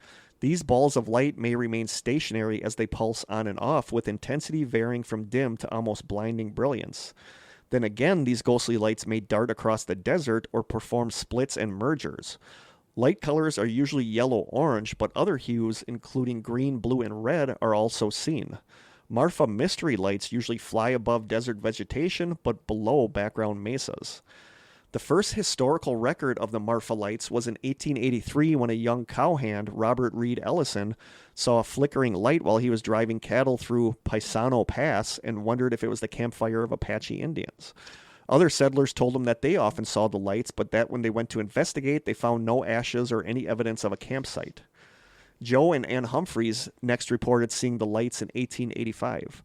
Both stories appear in Cecilia Thompson's book called, quote, History of Marfa in Presidio County, Texas, which was published in 1985. The first published account of the lights appeared in the July 1957 issue of Coronet magazine. In 1976, Elton Miles' Tales of the Big Bend included stories dating to the 19th century and a photo taken of the Marfa lights by a local rancher. Bunnell lists 34 Marfa light sightings from 1945 through 2008. Monitoring stations were put in place in 2003. He has identified an average of 9.5 Marfa light sightings on 5.25 nights per year, but believes that the monitoring stations may only be finding half of the Marfa lights in Mitchell Flat. So it's very much like the Paulding lights. Students went out to do studies on it, and they believe that it's lights from the nearby highway, kind of like we talked about with the Paulding lights. That it's due to the hot air and the cold air mingling at night and reflecting. But then it also doesn't explain why they showed up in 1885 or in 1883 when there were no cars, no headlights. Right. So that's kind of weird that, people blame it on the Would nearby. people have been traveling at night with lanterns though? Probably. I don't think they had the highway there back then. I don't know. I mean, I don't know. But it sounds exactly like the Paulding lights. Yeah, definitely. It really does. So the Marfa lights, I remember just seeing this on Unsolved Mysteries when I was a wee young Kurt back in the day. Wee little Kurt. Wee little Kurt. But it's like the mystery light stories are fascinating. Yeah. I would love, if we go to Paulding, gotta go to the Paulding I really want to see the lights. I don't want to go there on a night that there's no lights because I want to see lights. I will have you take a flashlight and go run around down there just so I see some sort of lights. So number 5 haunting / weird area is Goatman's Bridge. A lot of Goatmen in this episode. Yeah, a lot of goat people. Denton's most famous specter is a story handed down for generations with few variations, and that's the haunted Goatman's Bridge. Travelers to the old Alton Bridge, built in 1884 as a busy thoroughfare, have long reported frightening encounters and ghostly experiences with supernatural creatures that have made it a legendary spot for Texas ghost hunters and a topic for numerous books. According to the most circulated version, an African-American entrepreneur named Oscar Washburn and his family tended a farmstead goat herd near the bridge that was renowned for quality meat, milk, cheeses, and hides. While the popular businessman proudly hung a sign on the old Alton Bridge directing, quote, "this way to the Goatman," it infuriated local Ku Klux Klansmen who plotted violence. On a night in late 1930s, a lynch mob of Kluxers stormed Washburn's Bridge and dragged the screaming Goatman to their noose waiting on the bridge, tightened the rope across the begging Oscar's neck, then mercilessly flung him over the side. But when they stumbled down to the dark river's edge to confirm their murderous handiwork, they were shocked to find only an inexplicably empty noose dangling over undisturbed waters. The panicked Klansmen frantically searched the area unsuccessfully before rushing to Washburn's shanty, setting it afire with the Goatman's family shrieking inside. This sounds a lot like the donkey lady. Mm-hmm. By the way, I love the term Kluxers because it makes them sound completely ridiculous. It does. It does. I've never heard that term before. Setting it afire with the Goatman's family shrieking inside, perhaps to bait a desperate rescue attempt by the vanished Oscar. Washburn was never seen again, they say, but a vengeful spirit has haunted the old Alton Bridge ever since. There's more than one version that attempts an explanation for the century of frights and sights encountered at the bridge. Some attribute the work of Satanists who opened a portal for a hellspawn demon, while others say that the Goatman's wife is eternally searching for her murdered children. Maybe the Goatman and the donkey lady should hook up. I don't know. There's also another variation. Everyone deserves love. They do. There's also another variation that predates the bridge itself. In an account that goes back as far as the 1860s, some Copper Canyon cowboys lynched a Creole slave goat herder named Jack Kendall from a tall creekside tree near where the bridge now stands, but ineptitude separated the runaway slave's head from his body. The slavers then watched in horror as the headless body rose up from the creekbed mud animated by voodoo and ripped the head off a nearby goat to replace his own, which was still dangling in the noose. You're not buying that? Nah. Local legend says that if you knock on the steel bridge 3 times at midnight, or perhaps turn your car lights off and honk 3 times in summons, then you dare a visitation from the vengeful Goatman that's preceded by the stench of decaying flesh. Oh, this is the stuff of urban legends right there. Numerous reports tell of unholy glowing eyes that burn red from the darkness, eerie glimpses of a large snarling goat-headed man-beast stomping in the wooded shadows, or a frightening apparition of a maniacal satyr carrying the heads of goats or humans in his hands. It's said that the Goatman only spirits away those with the bloodline of Klansmen or slave owners into the woods for their terrible revenge. The terrifying encounters and reported vanishings have been so frequent as to warrant numerous investigations of the area by paranormal groups. That is Goatman's Bridge. Okay. So every episode has to have a bridge, apparently. Of course. Like bridges... Where you have to do something 3 times. Bridges are just symbolic of, the passageway between life and death. But we got to do it. To the point now where I feel like I have to find a bridge with some urban legend. Not hard. No, it's not hard. Goatman's Bridge. Number 4, I thought the Animal Industries building at Texas A&M. Mm-hmm. From an October 20th, 2013 article on goodbullhunting.com called, quote, "An Aggie Ghost Story," the article says, on Saturday, November 14th, 1959, meat locker room foreman Ray Lee Sims was going about his daily routine of preparing meat in the animal laboratory located in the basement of the Animal Industries building, or ANIN. At 8:10 a.m., Sims was cutting a slab of bacon by hand as his assistant, Zelly Newton, stepped outside to check the weather report on his car radio. Cutting towards himself, Sims' knife slipped and sliced across his left leg near the groin, severing his femoral artery. Oh, God. That's not good. It's claimed that in his desperation, Sims crawled towards the freight elevator to lift himself to safety, dying inside before escaping. Newton attempted to call for an ambulance, but Roy Sims was declared dead by 8:15 a.m. before medical assistance could arrive. From there, the ghost stories began. Custodians and students have grown the myth over the years as they stay late in the ANIN witnessing unexplainable things.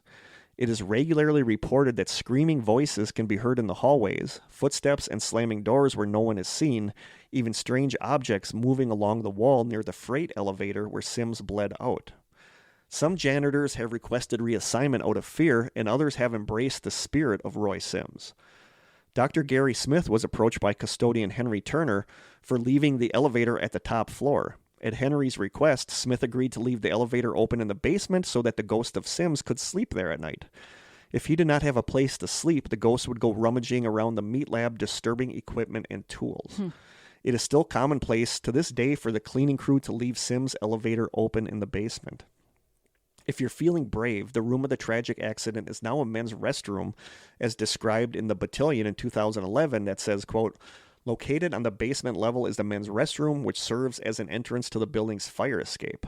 It is aligned with rusty steel hooks that were used to hang cattle by their front hooves before slaughtering. Oh. A drain sits in the middle of the whitewashed brick floor, an access point for blood to stream into. Sounds like a lovely area. No. But that is the Animal Industries Engineering Building at Texas A&M. A lot of these, I went to a lot of sites that talked about haunted areas, and I just picked the ones that I kept seeing show up over and over. Number 3, and this one kind of surprised me because I don't know the history of this place. It's a huge thing, but I don't know the history of the place, and I don't remember ever hearing it was haunted. But number 3 is the Alamo. Oh. Yeah. Okay. I might do a side sessions all about the Alamo because I don't know anything that happened there. You know, I know it's famous. I know. I know that you're supposed to remember the Alamo, but that's all I know. I don't. That's all I know.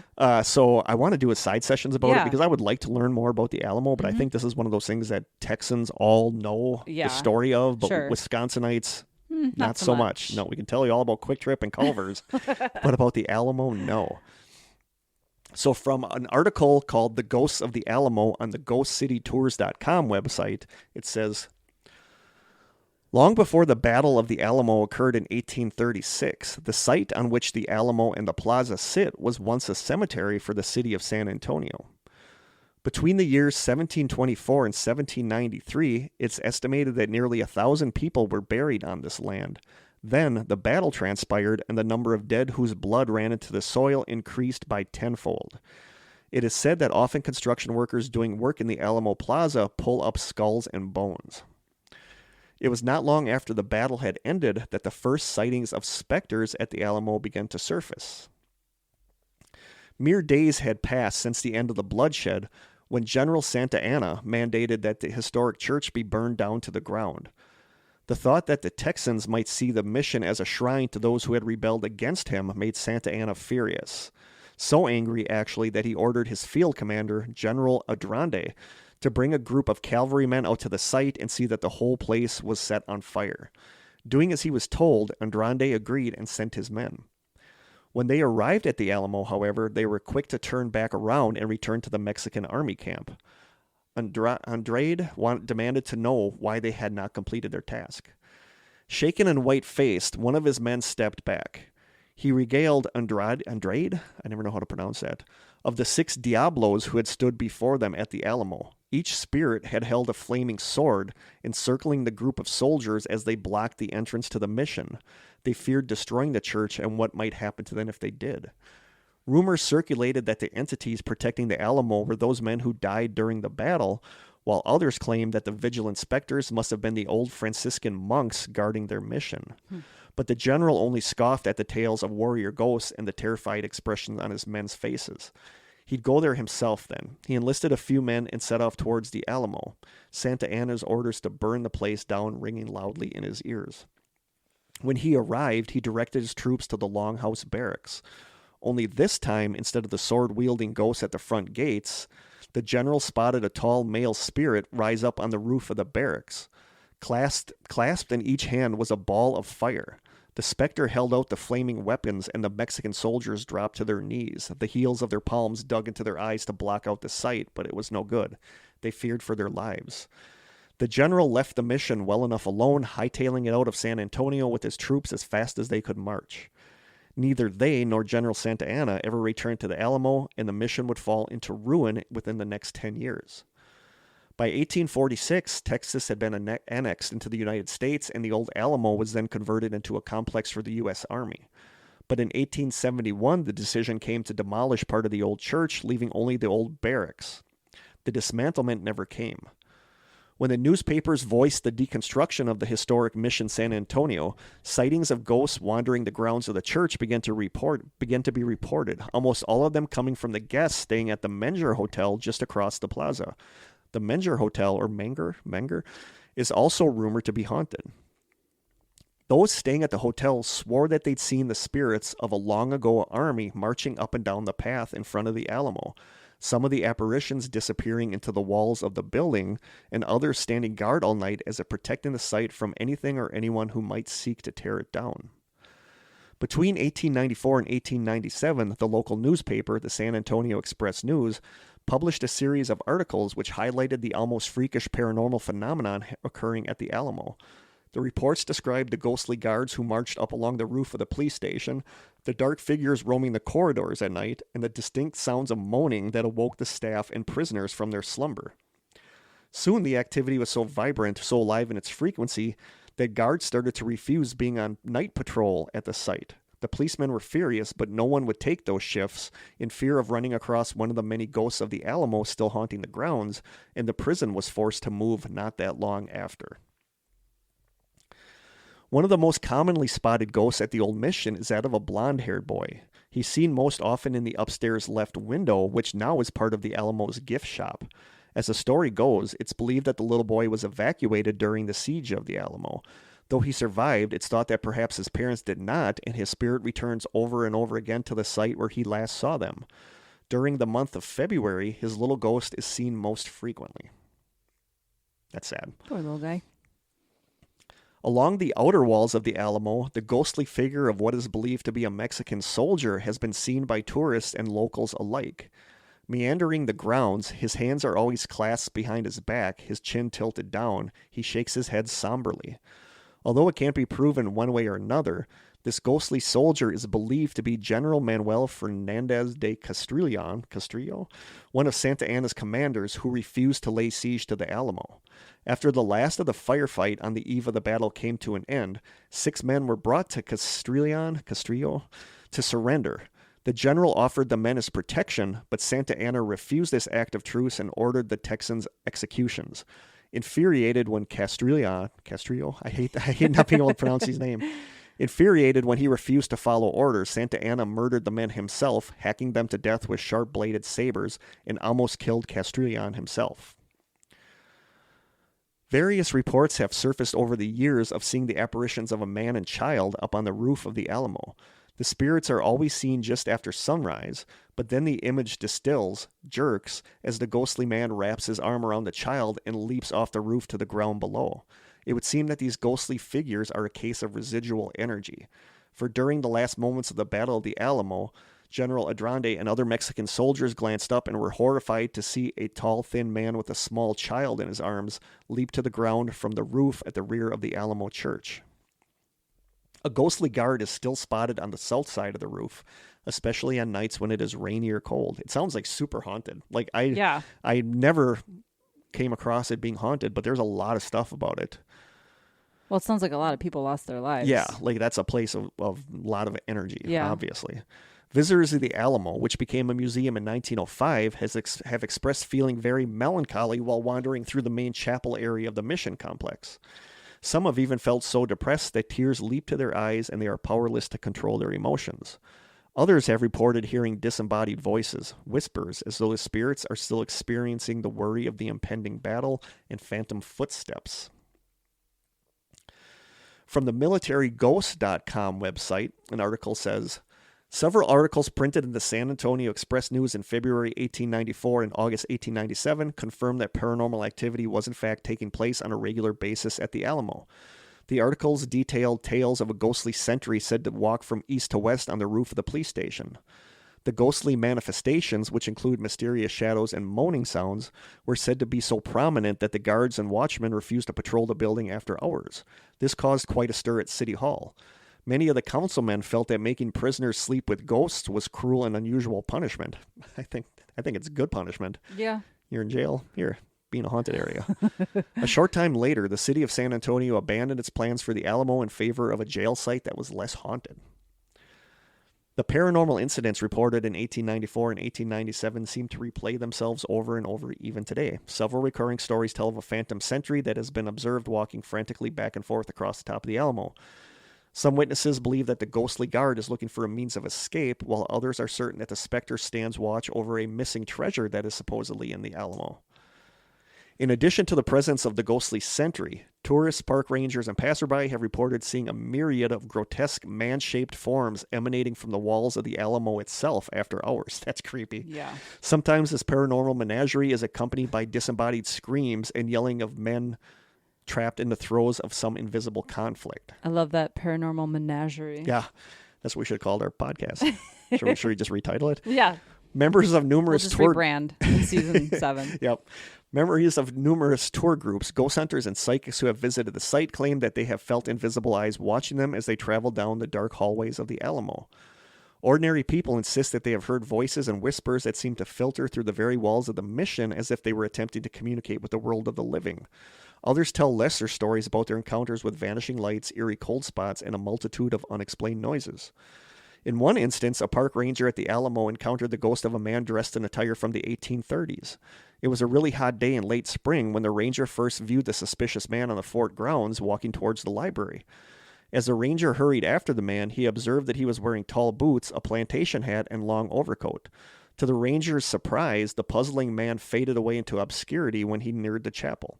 When the ranger investigated further, he could not find any evidence of the stranger's passing.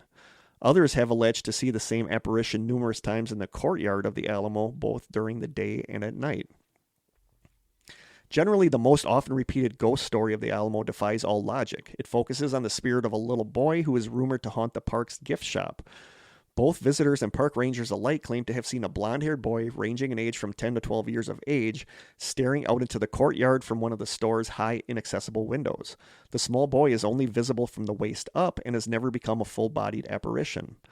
Rangers who have searched the gift shop in hopes of catching the ghostly prankster have come up empty-handed. In each instance, they have concluded that there is no way that a real person could perch him or herself in the window without something to climb up on or some way to support themselves. This mystery gets only more convoluted when you consider the fact that the gift shop was not built until the 1930s. Legends say that during the last days of the siege of the Alamo, a small boy was evacuated from the mission. It's believed that this little child returns to the same spot where he last recalls seeing his parents. The ghostly child may appear to be looking out of the window at curious onlookers when in fact his eyes are only searching for a comforting glimpse of a father, brother, or another family member. One of the most interesting ghost stories encountered at the Alamo is that of the Duke himself, John Wayne. As the director and leading actor in a bigger-than-life spectacle, the movie The Alamo, Wayne spent over $1.5 million recreating an exact replica of the old mission in Brackettville, Texas. In an effort to make the movie as historically accurate as possible, Wayne personally toured the original Alamo site several times and consulted actual blueprints of the fortress. While filming the movie, Wayne became obsessed with a sequence of events that led to the fall of the Alamo. This preoccupation with historical accuracy drove the Duke to spend a fortune bringing the Alamo to life on the silver screen. The Alamo set was so detailed that it became a tourist attraction in its own right. Shortly after his death, the Duke's ghost was observed at the real Alamo walking the grounds. He has also been observed visiting and talking with the spirits of the fort's patriotic dead. The story was so telling that a psychic was enlisted to confirm the rumors that John Wayne's spirit visited the Alamo on a regular basis. The psychic substantiated the fact that the Duke's ghost stops over at the Alamo about once a month but could not shed any light on where he manifests himself the rest of the time. Many believe that John Wayne put so much energy and enthusiasm into the making of the movie that it seems only natural that he left a little bit of himself there when he passed into the afterlife. We could not in good faith delve into the various hauntings that are known to take place at the Alamo without discussing the most prominent ghost to make his presence known at the mission throughout the years. At various times throughout the year, park rangers have observed a transparent figure dressed in buckskin clothing and sporting a flintlock rifle standing guard near the chapel. This is believed to be the spirit of none other than Davy Crockett himself. Other people who have seen the phantom vigilantly standing at attention at various locations around the Alamo describe the phantom soldier as wearing a coonskin cap, buckskin shirt, and moccasins. In several instances, the figment has been observed by several different people from several different angles at the same time. These observations in themselves prove that the ghost, most generally believed to be Davy Crockett, is not just an optical illusion. Could Davy Crockett's heroic death at the Alamo be forever immortalized in a haunted vignette? One of the grisliest phantom images to play itself out at the old mission occurs in the Long Barracks. It has all the characteristics of a residual type haunting, but is very similar to the fictional way Davy Crockett was said to have perished. One night, a ranger entered the barracks and observed a hideous scene. There, leaning against the wall, was a man wearing buckskin clothing typically worn by frontiersmen during the 1800s. To the ranger's trained eye, it appeared that man's torso was riddled with bullet holes. Before the ranger could react, the spirits of several Mexican soldiers stepped out of the darkness and encircled the stranger with their bayonets at a ready. Like a coiled spring, the ghostly soldiers would pounce, thrusting their long blades through the body of the anguished buckskin-clad specter. In an instant, the encounter played itself out, and the ethereal apparitions just faded away, leaving one emotionally drained ranger in their wake. So yeah, the Alamo... It's pretty active. Yeah, Alamo sounds like it's be a bucket super list. active. Yeah, that should totally be a bucket list. And I see here, I misnumbered. So it goes down to 1, and then I have a 0. And I was going to my countdown. Oh, maybe your bonus is what screwed you up. The bonus screwed me up. So we're going to call this next one, again, number 3. 3.1. 3.1. I'd like to visit the Alamo, actually. Yeah, it sounds really active. So another number, 3.1, is the Yorktown Memorial Hospital. From the TexasHighways.com site, from the outside, Yorktown Memorial Hospital looks like the definition of haunted. It's a 30,000 square foot building with a granite and concrete facade and overgrown bushes around its side. Broken windows lead into a black interior. The door is chained shut. Inside the building, a cool breeze wafts down the dark hallway. Leaves press against dusty windows, and wasps crawl along the walls. It sounds just lovely. Yeah. Originally built in the 1950s and managed by the Felician Sisters of the Roman Catholic Church. Like Manitowoc has a lot of Felician stuff. Like Felician really? Village, the senior center, the senior home is run by the Felicians. Oh, okay. So I kind of looked into the Felicians a little bit. It was actually kind of interesting. Originally built in the 1950s and managed by the Felician Sisters of the Roman Catholic Church, the sprawling facility contains 2 main floors, a basement, 2 wings, a chapel, and an observation tower. The hotel closed in 1986, says current caretaker Stephanie Mayfield, after a new facility opened nearby. From then on, the building operated as a drug rehab facility, but the state closed it in 1992. The building sat empty, attracting stories of terrible malpractice and lurid misbehavior. Rumor has it that hundreds of patients died there, if not thousands, Mayfield says. Naturally, it also acquired a lasting reputation for ghosts. There are stories of patients killed by neglect or surgical mistake, and the ghost of the surgeon who is often held responsible. I always think of House on Haunted Hill with the doctor, the ghost, the one that walks all jerky. The herky-jerky walk? Yeah, the herky-jerky walk. A fearsome black specter with red eyes has been reported to haunt the chapel and growl when Bible verses are read out loud there. Mayfield says that sounds demonic. Yeah. Mayfield says that she once saw the ghost of a young man staring out from behind the locked front doors, a bullet wound in his head. The spirits of the nuns residing on the second floor are said to push and scratch at men who have tattoos. So they don't like tattoos, apparently. Mayfield has experienced feelings of oppressive weight and cold spots, unseen things touching her during tours. Just walking through the building makes her jittery, and she mentions hearing footsteps and faint moaning sounds. A lot of awful things went on here, she says. This place freaks me out. The vibe's not good. Once you shut those doors and get in here, you forget that there's even anything beyond the hospital. The hospital is on private property and has been a popular spot for ghost tours since the building was acquired in part by Joanne Marks Rivera, owner of Victoria's Black Swan Inn, which is also haunted. Rivera hired Mayfield to look after the building after the departure of the earlier caretaker. The hospital offers daily walking tours for $25, photography shoots for $100 an hour, and overnight investigations for $500. Dang. That's a lot of money. Wow. It's a lot of money for an overnight investigation. Yes, it is. We could use some of our money, our PayPal Sure. money. From the website hauntedplacestogo.com, it says, the caretaker has reported on the apparent hauntings of this hospital. The caretaker is named Mike Hansen, so I don't know if this is a different caretaker. I don't know if this one was before the one that we just talked about. Okay. He quoted to reporters at one point, "I know for a fact there are a lot of ghosts here." While explaining the experiences that he had in the structure, he mentions the fact that he has seen a large number of weird black objects. When describing these objects, he compares them to an adult German shepherd.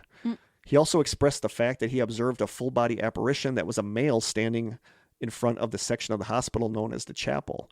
In addition to observing these things, one of the most frightening recollections that he has is personally observing red glowing eyes on more than one occasion. That would be creepy. As the caretaker continued to speak of his experiences in the Yorktown Memorial, he described the events that occurred near the nurse's station.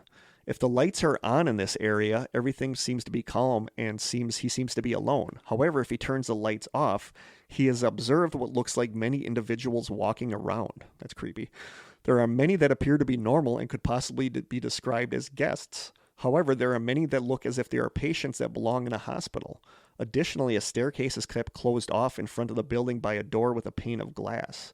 Each evening, it is said that it sounds like there is tapping on this glass pane. A well-known paranormal team by the name of Central Texas Ghost Hunters went in to research the haunted hospital. The team is headed up by a woman that worked as a freelance writer and performed as a stay-at-home mom. Her name is Brandy Runyon. Performed as a stay-at-home mom? That's what it said. Okay. Her name is Brandy Runyon. This ghost hunting team is made up of professionals that work to create actual case files on apparent haunted places in Texas. Unlike other ghost hunters that simply engage in this in hopes of experiencing the paranormal firsthand, this team is professionally and scientifically established. When this team went in to research the building, they took along audio recording equipment. Amazingly, they were able to capture the sound of organ music while investigating the area of the haunted hospital that is known as the chapel. It's also said that if you are in the building overnight, you can sometimes hear dolls talking from the old children's ward. No. Lost Krista at Talking Dolls. So yeah, that is the Yorktown Memorial Hospital. All right. I think any place like that has to be haunted because of all the stuff that went on there. Mm-hmm. Just the energy that's probably still lingering. Yeah. And you know what? I think I am going to switch number 1 and number 2 just because I really like this one. So I'm going to switch and we're going to go to number 2 is going to be the Driscoll Hotel. I swear, I think Stephanie that lives in Texas. Somebody asked me way back when we started this podcast about haunted places in Austin because they were visiting there. Oh. Or she lives there. Okay. And I remember looking up the Driscoll Hotel, and I think she went in because there's a painting here that's supposedly haunted. Oh. The name sounds familiar. Yeah, like I think she went in, and I don't remember if she couldn't get in because they were renovating. But there's a haunted painting, and I don't remember if she sent me a picture. Like, I have this weird memory of having somebody go there. Okay. So I don't know who, but it is a Driscoll Hotel. This comes from Wikipedia. Jesse Driscoll, a successful cattle baron, had moved from Texas to Missouri in 1849. Flush with cash from his service to the Confederate Army, to which he supplied beef throughout the Civil War, he decided to diversify by constructing a grand hotel in Austin. In 1884, Driscoll purchased land at the corner of 6th and Brazos for $7,500 and announced his plans for the hotel. The hotel held a grand opening on December 20th, 1886. On January 1st, 1887, Governor Sul Ross held his inaugural ball at the ballroom, beginning a tradition for every Texas governor since. I forget that Austin is the capital of Texas. I always feel like I think it's Dallas or San Antonio or something, but it's Austin. The hotel opened with 60 rooms, including 12 corner rooms with attached baths, a rare feature in hotels of the region at the time. At the center of the hotel was a 4-story open rotunda capped by a domed skylight, which functioned as a flue to suck up the hot air and to cool the building. The skylight was removed when air conditioning was installed on the roof in 1950. The building was designed with separate entrances for men and women. 2 entrances, one on 6th Street and another facing the alleyway on the west side of the building, were reserved for men and were flanked by a saloon, billiard room, cigar shop, a newsstand, and a barbershop. The women's entrance on Brazos Street allowed female guests to proceed directly to their rooms, thereby avoiding the cigar smoke and rough talk of the cattlemen in the lobby. In May 1880... Rough cattleman talk. There's nothing worse than rough cattleman talk. In 1887, less than a year after it opened, the Driscoll was forced to close as he could no longer afford to operate the hotel following a harsh winter and a drought that killed his cattle inventory. In addition, S.E. McKinney, the hotel's general manager, and half of the staff were hired by the Beach Hotel in Galveston, Texas, which expedited the closure. Driscoll sold the hotel in 1888 to his brother-in-law Jim Doc Day, who reopened the hotel in January of 1888. Austin magnate George Littlefield, responsible for other Austin landmarks such as the Littlefield House, opened the Austin National Bank on the southeast corner of the building. The old bank vault still remains. Littlefield later purchased the hotel for $106,000 in 1895 and vowed that it would never close again. Since then, it's passed through a whole bunch of different owners. In 2013, the Driscoll was purchased by Hyatt Hotels Corporation for $85 million, who embarked on an $8 million renovation of the hotel. Hyatt sold the hotel to Dallas-based Woodbine Development in May 2022 for $125 million. In addition to its beautiful architecture and rich history, the Driscoll continues to draw attention due to its host of tragedies and rumors of its paranormal activity. From the Austin Ghost blog, it says, "The Driscoll has what could only be described as a karmic whammy on itself. It was paid, furnished, and marketed with coin chiseled into Jesse Driscoll's pockets on the backs of dead soldiers, human misery, and slaughtered cows. Wow. The whole assembly line from start to finish was drenched in blood and vile." That's how the Driscoll Hotel became one of the most haunted hotels in the United States. Now let's talk about the ghosts and goblins of the place. They have goblins? No, I think I think that's just a saying. Darn. The place has become Krista wants goblins. I'll have to see what I can dredge up about goblins. I don't hear a lot about goblins. The place has become synonymous. The place has become synonymous with hauntings. The Driscoll is so full of ghosts that it even has a Spotify playlist devoted to the subject. I kid you not. If you Google the term ghosts and Driscoll, you'll be rewarded with so much nightmare fuel that your therapist will need to medicate you just so you can once more have a good night's sleep. Jesse Driscoll is said to haunt the hotel. Shortly after the hotel opened up, Jesse came under the pressures of financial hardship. That's code for he blew his earnings on booze, women, and gambling. Jesse had no choice but to forfeit the ownership of the Driscoll almost immediately after it opened up. A game of cards did the cowboy in. Jesse lost the deed to the hotel at the poker table. By that point, he was a mess and up to his eyeballs in debt. Monica Ballard, author of, quote, True Haunted Tales of the Driscoll Hotel, says, "One of my favorite stories is one of the few sightings we've had of Colonel Jesse Driscoll. One of his favorite rooms in the hotel overlooked 6th Street and Brazos, and there was a consultant in town who woke up one night to see a gentleman standing in his room looking out the window at 3 o'clock in the morning, puffing on a cigar. The man sat up in bed and said, 'Hey, fella, what the hell are you doing in my room?' He said the guy... fella. Hey, fella. Yeah. If I wake up and there's somebody standing in my bedroom, Hey, I don't think it's fella. going to get a hey, fella. No. He said the guy looked at him and gave him this look like your room, but he didn't say anything. The consultant leaned over and snapped on the light by the bed, and when the light came on, there was no one standing by the window, but the curtains were still swaying, and there was still a cloud of cigar smoke in the air." Nope. From an article on AustinMonthly.com called Driscoll Hotel's Haunted History, Fact versus Fiction, the article says, "The Driscoll has been smoke-free for more than a decade, but that hasn't deterred pockets of cigar smoke from being detected by unsuspecting guests. Some blame the hotel's founder, Colonel Jesse Driscoll, who was known to frequently partake of a good stogie. Regardless, one cigar-wielding male ghost dressed in 19th century cowboy clothing has appeared before many a female musician. Annie Lennox, singer of the Eurythmics, claimed that the ghost selected her stage outfit while she showered, and Jeanette Napolitano of Concrete Blonde wrote the song, quote, Ghost of a Texas Ladies' Man, after a night of enduring the ghost's shenanigans. Wow. He's also been known to touch women on the arm or back, proving himself more worthy of a historical romance than a gothic novel." Another article from AustinMonthly.com, or the same article called Driscoll's Hotel Haunted History, Fact versus Fiction, says, like Stephen King's infamous Room 217 in The Shining, changed to 237 in the Kubrick film, the Driscoll has its own haunted suite where tragedy keeps repeating itself. Little is known of the first dead bride, a sort of ghost peppered in for flavor. The only thing confirmed is that she killed herself in room 525 after her fiance called off their wedding, and she mournfully walks the halls in her ghostly Victorian gown. The second bride is the more famous one, in part because she is a rare Gen X ghost who died in 1991, yet she still fits the trope of a young and beautiful woman who meets a terrible end. A Houston socialite who escaped to the hotel after being jilted at the altar, she went on a massive shopping spree with her lover's stolen credit card and was last seen carrying several bags into room 525.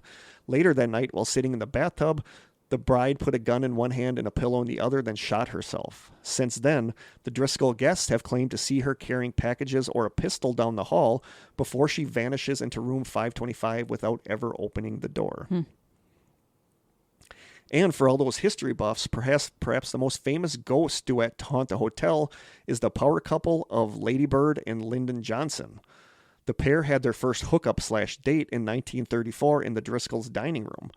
For years, they flocked to the place to not only relive their glory days, but for special occasions.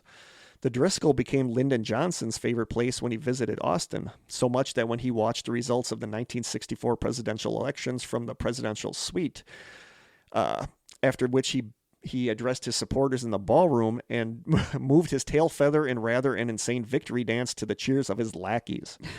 The Driscoll was, and is quite possibly, LBJ's favorite place in Austin.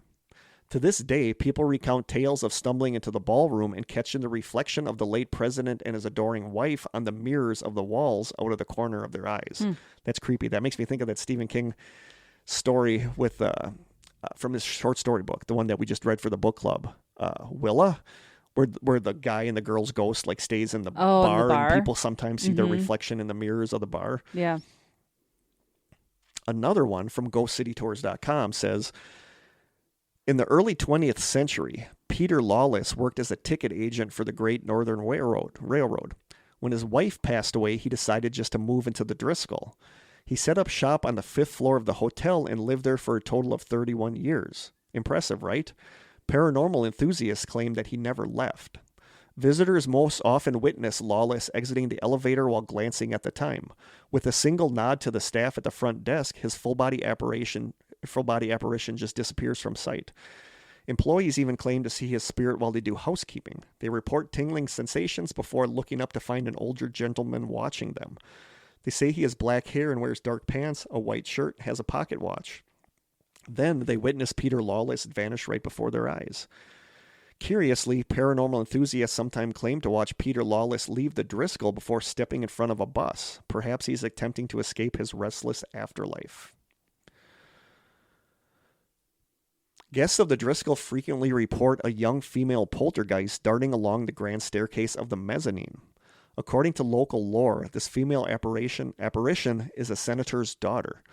It all began in 1887 when the Driscoll was hosting a special function for that year's legislative session. Since the Texas state capitol was still under construction, the Senate opted to hold their session at the Driscoll instead. During the event, the senator handed his daughter a ball to distract her while he handled business. With her ball in hand, the sweet girl skipped over to the staircase.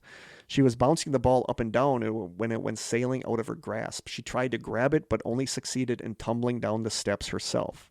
Some believe that the girl died from a broken neck at the base of the stairs. While her spirit is seen throughout the hotel, she's most often spotted near a 5th floor portrait of a young girl holding flowers. This young girl goes by the name of Samantha, leading paranormal enthusiasts to believe that she's the hotel's young poltergeist. While there's no evidence to tie the little girl to the picture, paranormal disturbances repeatedly occur near the painting. The friendly spirit is known to play with children in their rooms or halls. When parents sometimes ask their children who the imaginary person is they're playing with, their response is almost always the same, Samantha. So that's kind of weird. Yeah. A long-standing folk story surrounding the Driscoll is that of a painting found on the 5th floor of the hotel. The artwork is unnamed, but it's based on a painting by Charles Garland called Love Letter, and it's an unnerving piece brought to life by Richard King. It depicts a little girl holding a bouquet of flowers in one hand and a letter in the other. Ghost hunters claim that the painting depicts the 4-year-old daughter of U.S. Senator Temple Houston, who died in... yeah, Temple Houston, not Trample. Temple Houston, who died in a horrible accident at the hotel. The painting is said to be haunted, and people who stroll by the painting constantly feel the presence of something sinister riding their coattails until they vacate the cursed building. I'll have a picture. I think the picture of the painting is one of the teaser pictures. Okay. But a lot of people say that painting is haunted, and that's where I sent somebody. Stephanie, if it was you, do you remember that? Like, I sent someone to this hotel to take pictures of it, and I don't remember. It's just I don't remember who it was. But the painting is supposedly really haunted, but the Driscoll Hotel is like one of the more haunted places in Texas. And finally, that gets us to number 1 haunted place. These aren't ranked in any order. Okay. It's just whatever I felt like putting them in. Mm-hmm. So number 1 on this list is the El Paso High School. From the hauntedrooms.com website, opened for students in 1916, El Paso High School has always been an undeniably beautiful, if imposing, campus. Nicknamed the Lady on the Hill for her position on a mountainside overlooking the city, El Paso High School bears a stunning silhouette that has made it a city landmark from day one. Unique from its inception for its Greco-Roman-inspired architecture, El Paso High School has always carried a distinct elegance that has set it apart from any other structure in the city. Marble floors add distinction to the halls, and fine hardwoods do the same for the classrooms. Also of note is Jones Stadium, seating 12,000 people and bearing the distinction of being one of the first concrete stadiums in the U.S. Of course, with such a long, storied history of excellence and a campus this unique and imposing, there are bound to be a few dark tales here and there, but the sheer breadth and oddity is what makes El Paso's history with the paranormal truly unique. Though encounters with the paranormal and the odd go almost as far back as the school itself, one particular part of its history that cannot be ignored was its time working as an overflow morgue during the World Wars. The school's immense and labyrinth basement temporarily held bodies that were shipped into El Paso in the wake of the Spanish flu outbreak and combat deaths from World War II until the next of kin could be informed. Wow. So it's weird to think of a high school also doubling as a morgue where dead bodies from the Spanish flu and the World Wars were kept there. So that's kind of creepy. And this is weird. Like, I don't get this. From the Seek Ghosts blog, according to Tobias Tover, a math teacher at the school, in the winter of 2000, a group of teachers and students were trapped in the school during a snowstorm. In Texas? Yeah, like okay. But if you get a snowstorm in Texas, there. and if you get a snowstorm Cripples in Texas, everything. Yeah, if you get a snowstorm in Texas, you don't know what to do because they're not used to having snowstorms. Yeah, that's true. So I guess I could totally see this. The group decided during the snowstorm to wait it out, decided to explore some of the mysterious areas in the school. While in the school's basement, they found a couple older classrooms that were blocked by a brick wall. The brick wall was crumbling, so some of the students crawled through the small opening. They discovered some hidden classrooms that were still intact. The original desks were there, and on many of the desks were open student notebooks as if the students had left in mid-lesson. There was a Baby Ruth candy bar on the floor from the early 1900s, and the group even found a love note that had been passed to one female student. It was apparent that this classroom had been abandoned quickly, but why?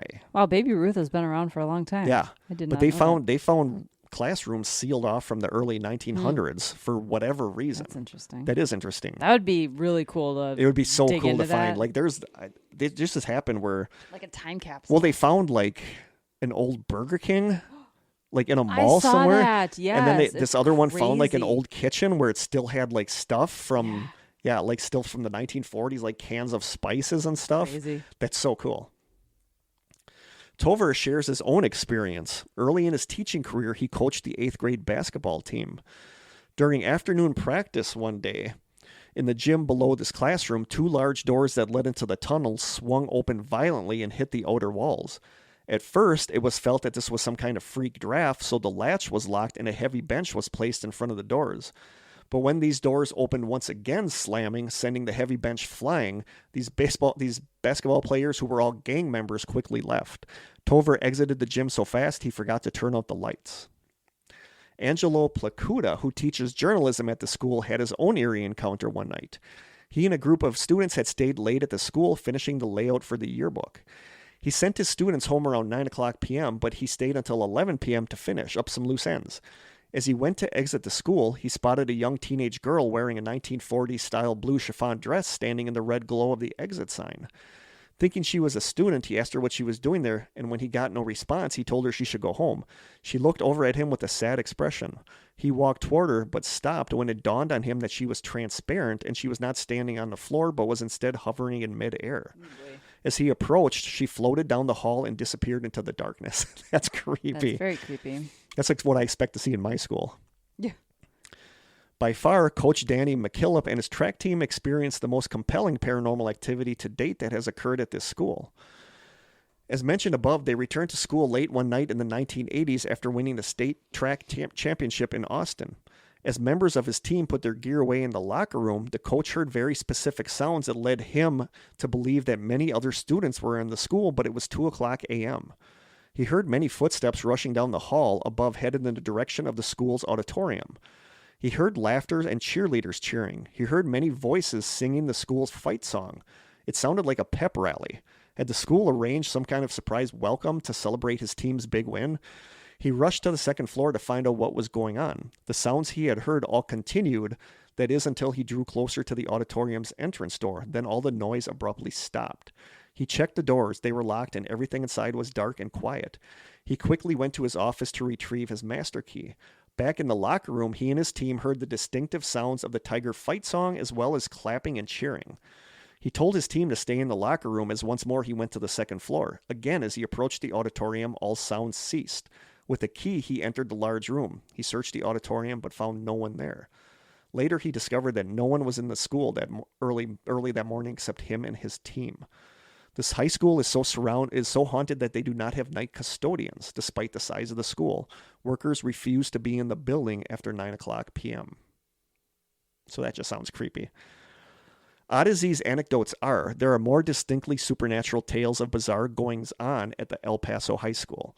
Over the years, people have reported slamming doors and the sounds of spectral pep rallies and games going on in the school gym, only to discover the building completely empty. The sighting of ghost girls is a common occurrence at the school, with at least one being tied to a girl who committed suicide by slitting her wrist and jumping to her death from a balcony within the school. Though the hallway and stairwell leading to it have long since been walled off, more than one person has reported seeing a girl standing in that balcony, occasionally leaping from it to her doom. Those brave enough to have snuck into the blocked-off hallways have reported strange slime dripping from the ceiling and a mist that pours through at least once a day, only to quickly evaporate. That's so weird. Like ectoplasm? Yeah. And this is what I thought was super interesting. Another one of the most famous El Paso ghost stories comes from a class picture taken of the 1985 graduating class. Mixed in among a row of teachers is a faded young woman in a white dress. A few people in the picture seem to notice her, and upon questioning, nobody in the picture claims to know who this girl was. Others have insisted that she was not in the original picture and has only faded into the picture over time. Whatever the case, this young woman remains another of the strange, ghostly mysteries that El Paso High School has to offer. And wow. I will send you this picture. Okay. Yeah, I want to see that.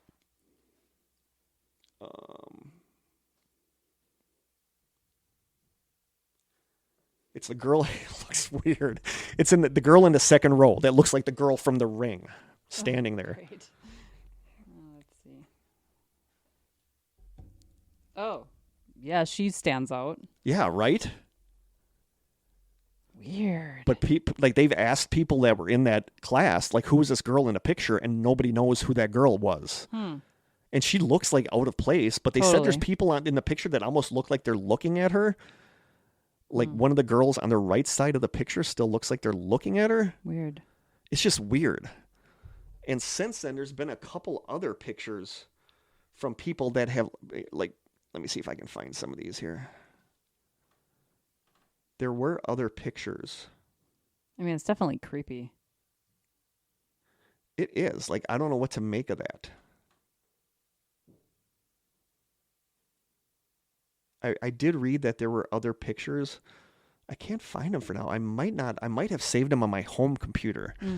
Like there's one where this girl is standing in front of the school and she's kind of like posed like sideways, And in one of the windows in the background, it almost looks like this girl's figure, like doing the same thing, like the head sideways. I'll post these other pictures in the group. Okay. I found them on Reddit. A Reddit site sent me, and then there was like an article called, for some reason, ghosts still keep showing up in pictures from El Paso High School. There's one that I'm not putting because it was obviously like just a lens flare or something. But there's a couple that just seem kind of weird. But that picture, the class picture one, I don't know. If that's a legit picture, that's creepy because the girl looks out of place. She looks hazy as opposed to everybody else around her who also looks like she's posing for the picture. It does. It looks like she's posing for the picture. And other people like look more solid than she does. So I don't know. Unless that was photoshopped later. Could have been. But then people said they've contacted the people from that class, from the class of 1985, and they said, no, that was our picture, but we don't know who this girl was. Weird. And from Reddit, somebody says, my sister used to work for the El Paso school district, and the school police were often called out to check on the building. She says that often they would take the canine units. The weird thing is that the dogs would be spooked and would not enter the building or floor that needed to be checked. In all accounts of these hauntings, no one has ever reached out or reported.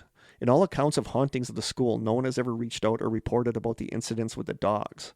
So it's weird. So, I mean, the El Paso High School sounds like it's haunted. Totally. I like the pep rally thing is so weird. Yeah. Where, like, there's this energy still of the pep rally in the auditorium that they went up, it stopped, they went back down, they could hear it again, and then they went up, and it wasn't just the one guy. It was like the students that heard this too. Right. So there you go. There are some haunted places around Texas. Texas is haunted. Yeah. If your favorite place wasn't on the list, I'm sorry. I just picked a couple that I wanted to really do. There were quite a few there. It's a big state. There's probably a lot. There's probably a lot. Like, I want to visit Austin so bad, but we'll see.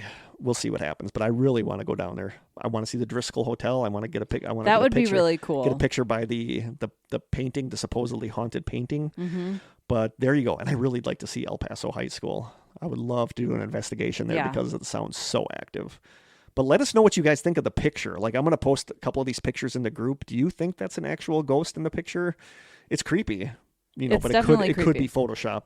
Somebody could have Photoshopped it and made up a story around it. What's compelling is that people were contacted about it, and from that time said, no, that was in our picture. We have no idea who this person is. There was no Photoshop back then. So there you go.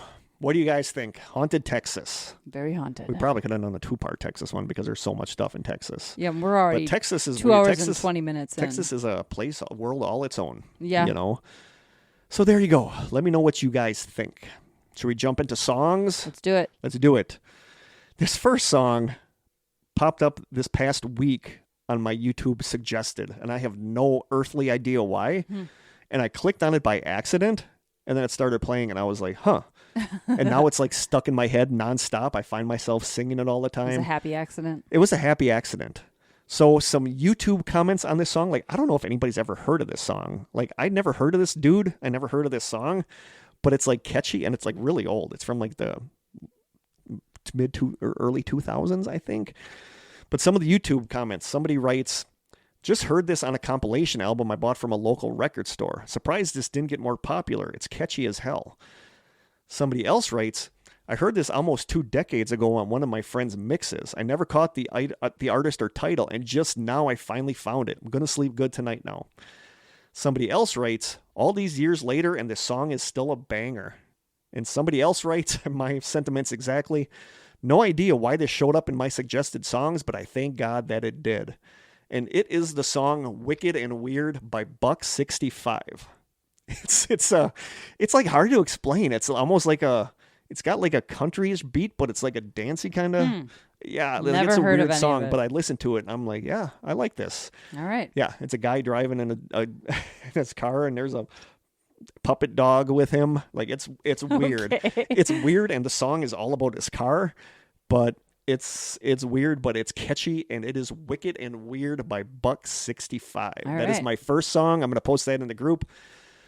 My second song, this is one of those songs from the 90s that I absolutely love and just never got a ton of airplay for some reason.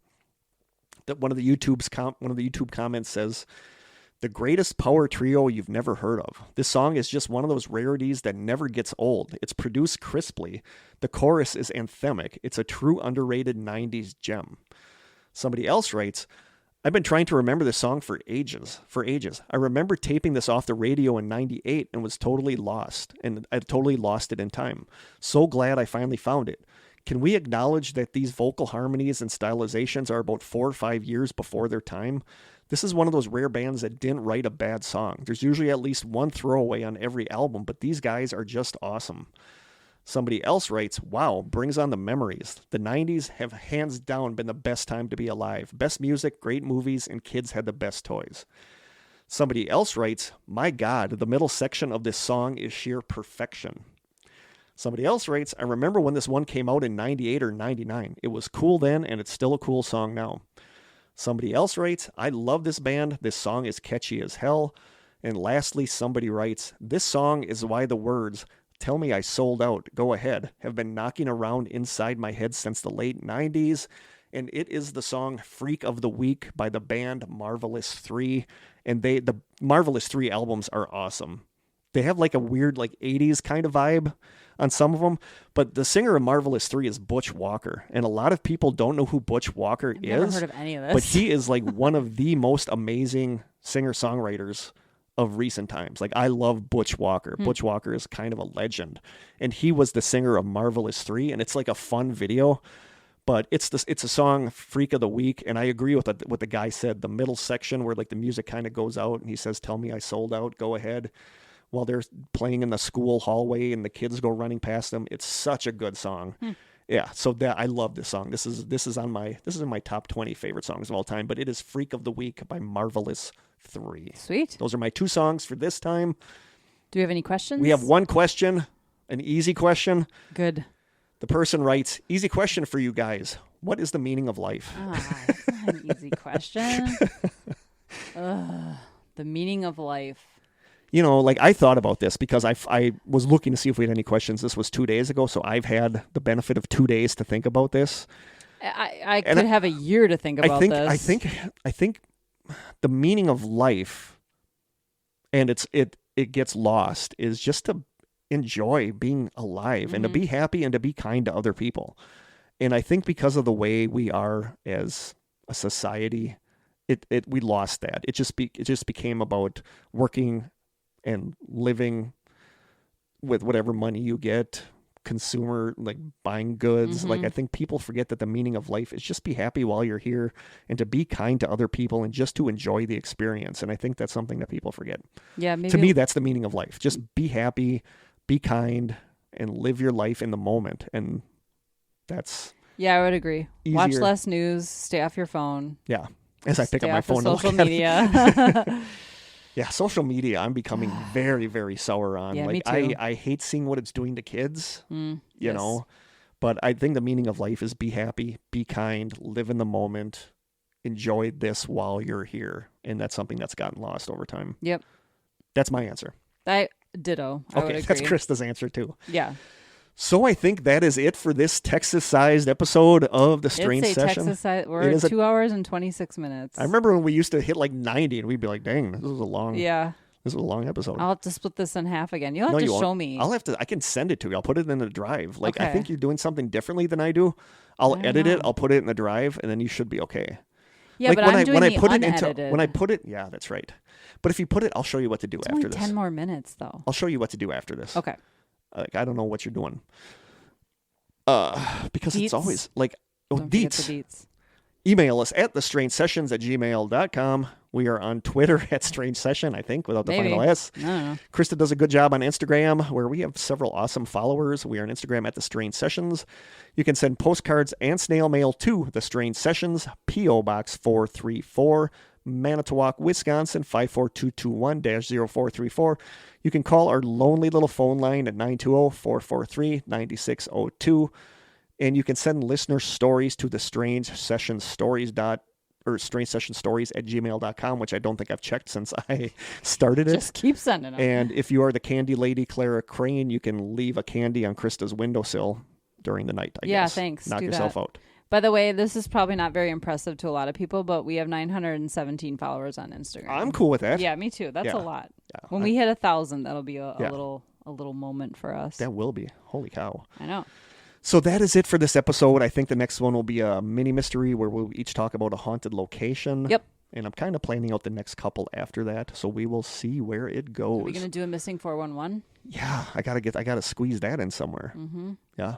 Yeah. My work cut out for me. Oh yeah. Oh yeah. Hey. Oh, we're getting close to the end. So I think that's it for this episode. So once again, thank you for even, if you're still listening at this point in the podcast, thank you even for still listening. If you're still listening at this point in the episode, thank you for listening. Yeah. So we love you guys. I hope We you do. guys know that we do love you. And it's just, Jen Targ left a comment on Instagram that said, "We're beautiful people inside and out, and she Oh. wishes she could be friends with us in real life." I wish I could too. I love Jen. So sweet. I follow her on Facebook, and she leads a fun life, so I can live vicariously through other people's lives. Yeah. But no, we love you guys. We love that you listen to this. And like I said, it still floors me that you and I have been doing this for so long, and we have never flaked. There's know. never been a, oh shoot, I forgot I was supposed to come over today. Yeah. Like yeah. I love that we are both so dedicated both- to this. We're that we also don't. both too stuck in our routines to forget. Yeah, that's true. That's true.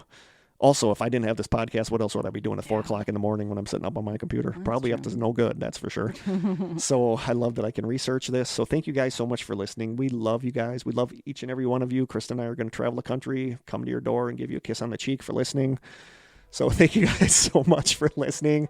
And I think that's it. So until next time, stay strange.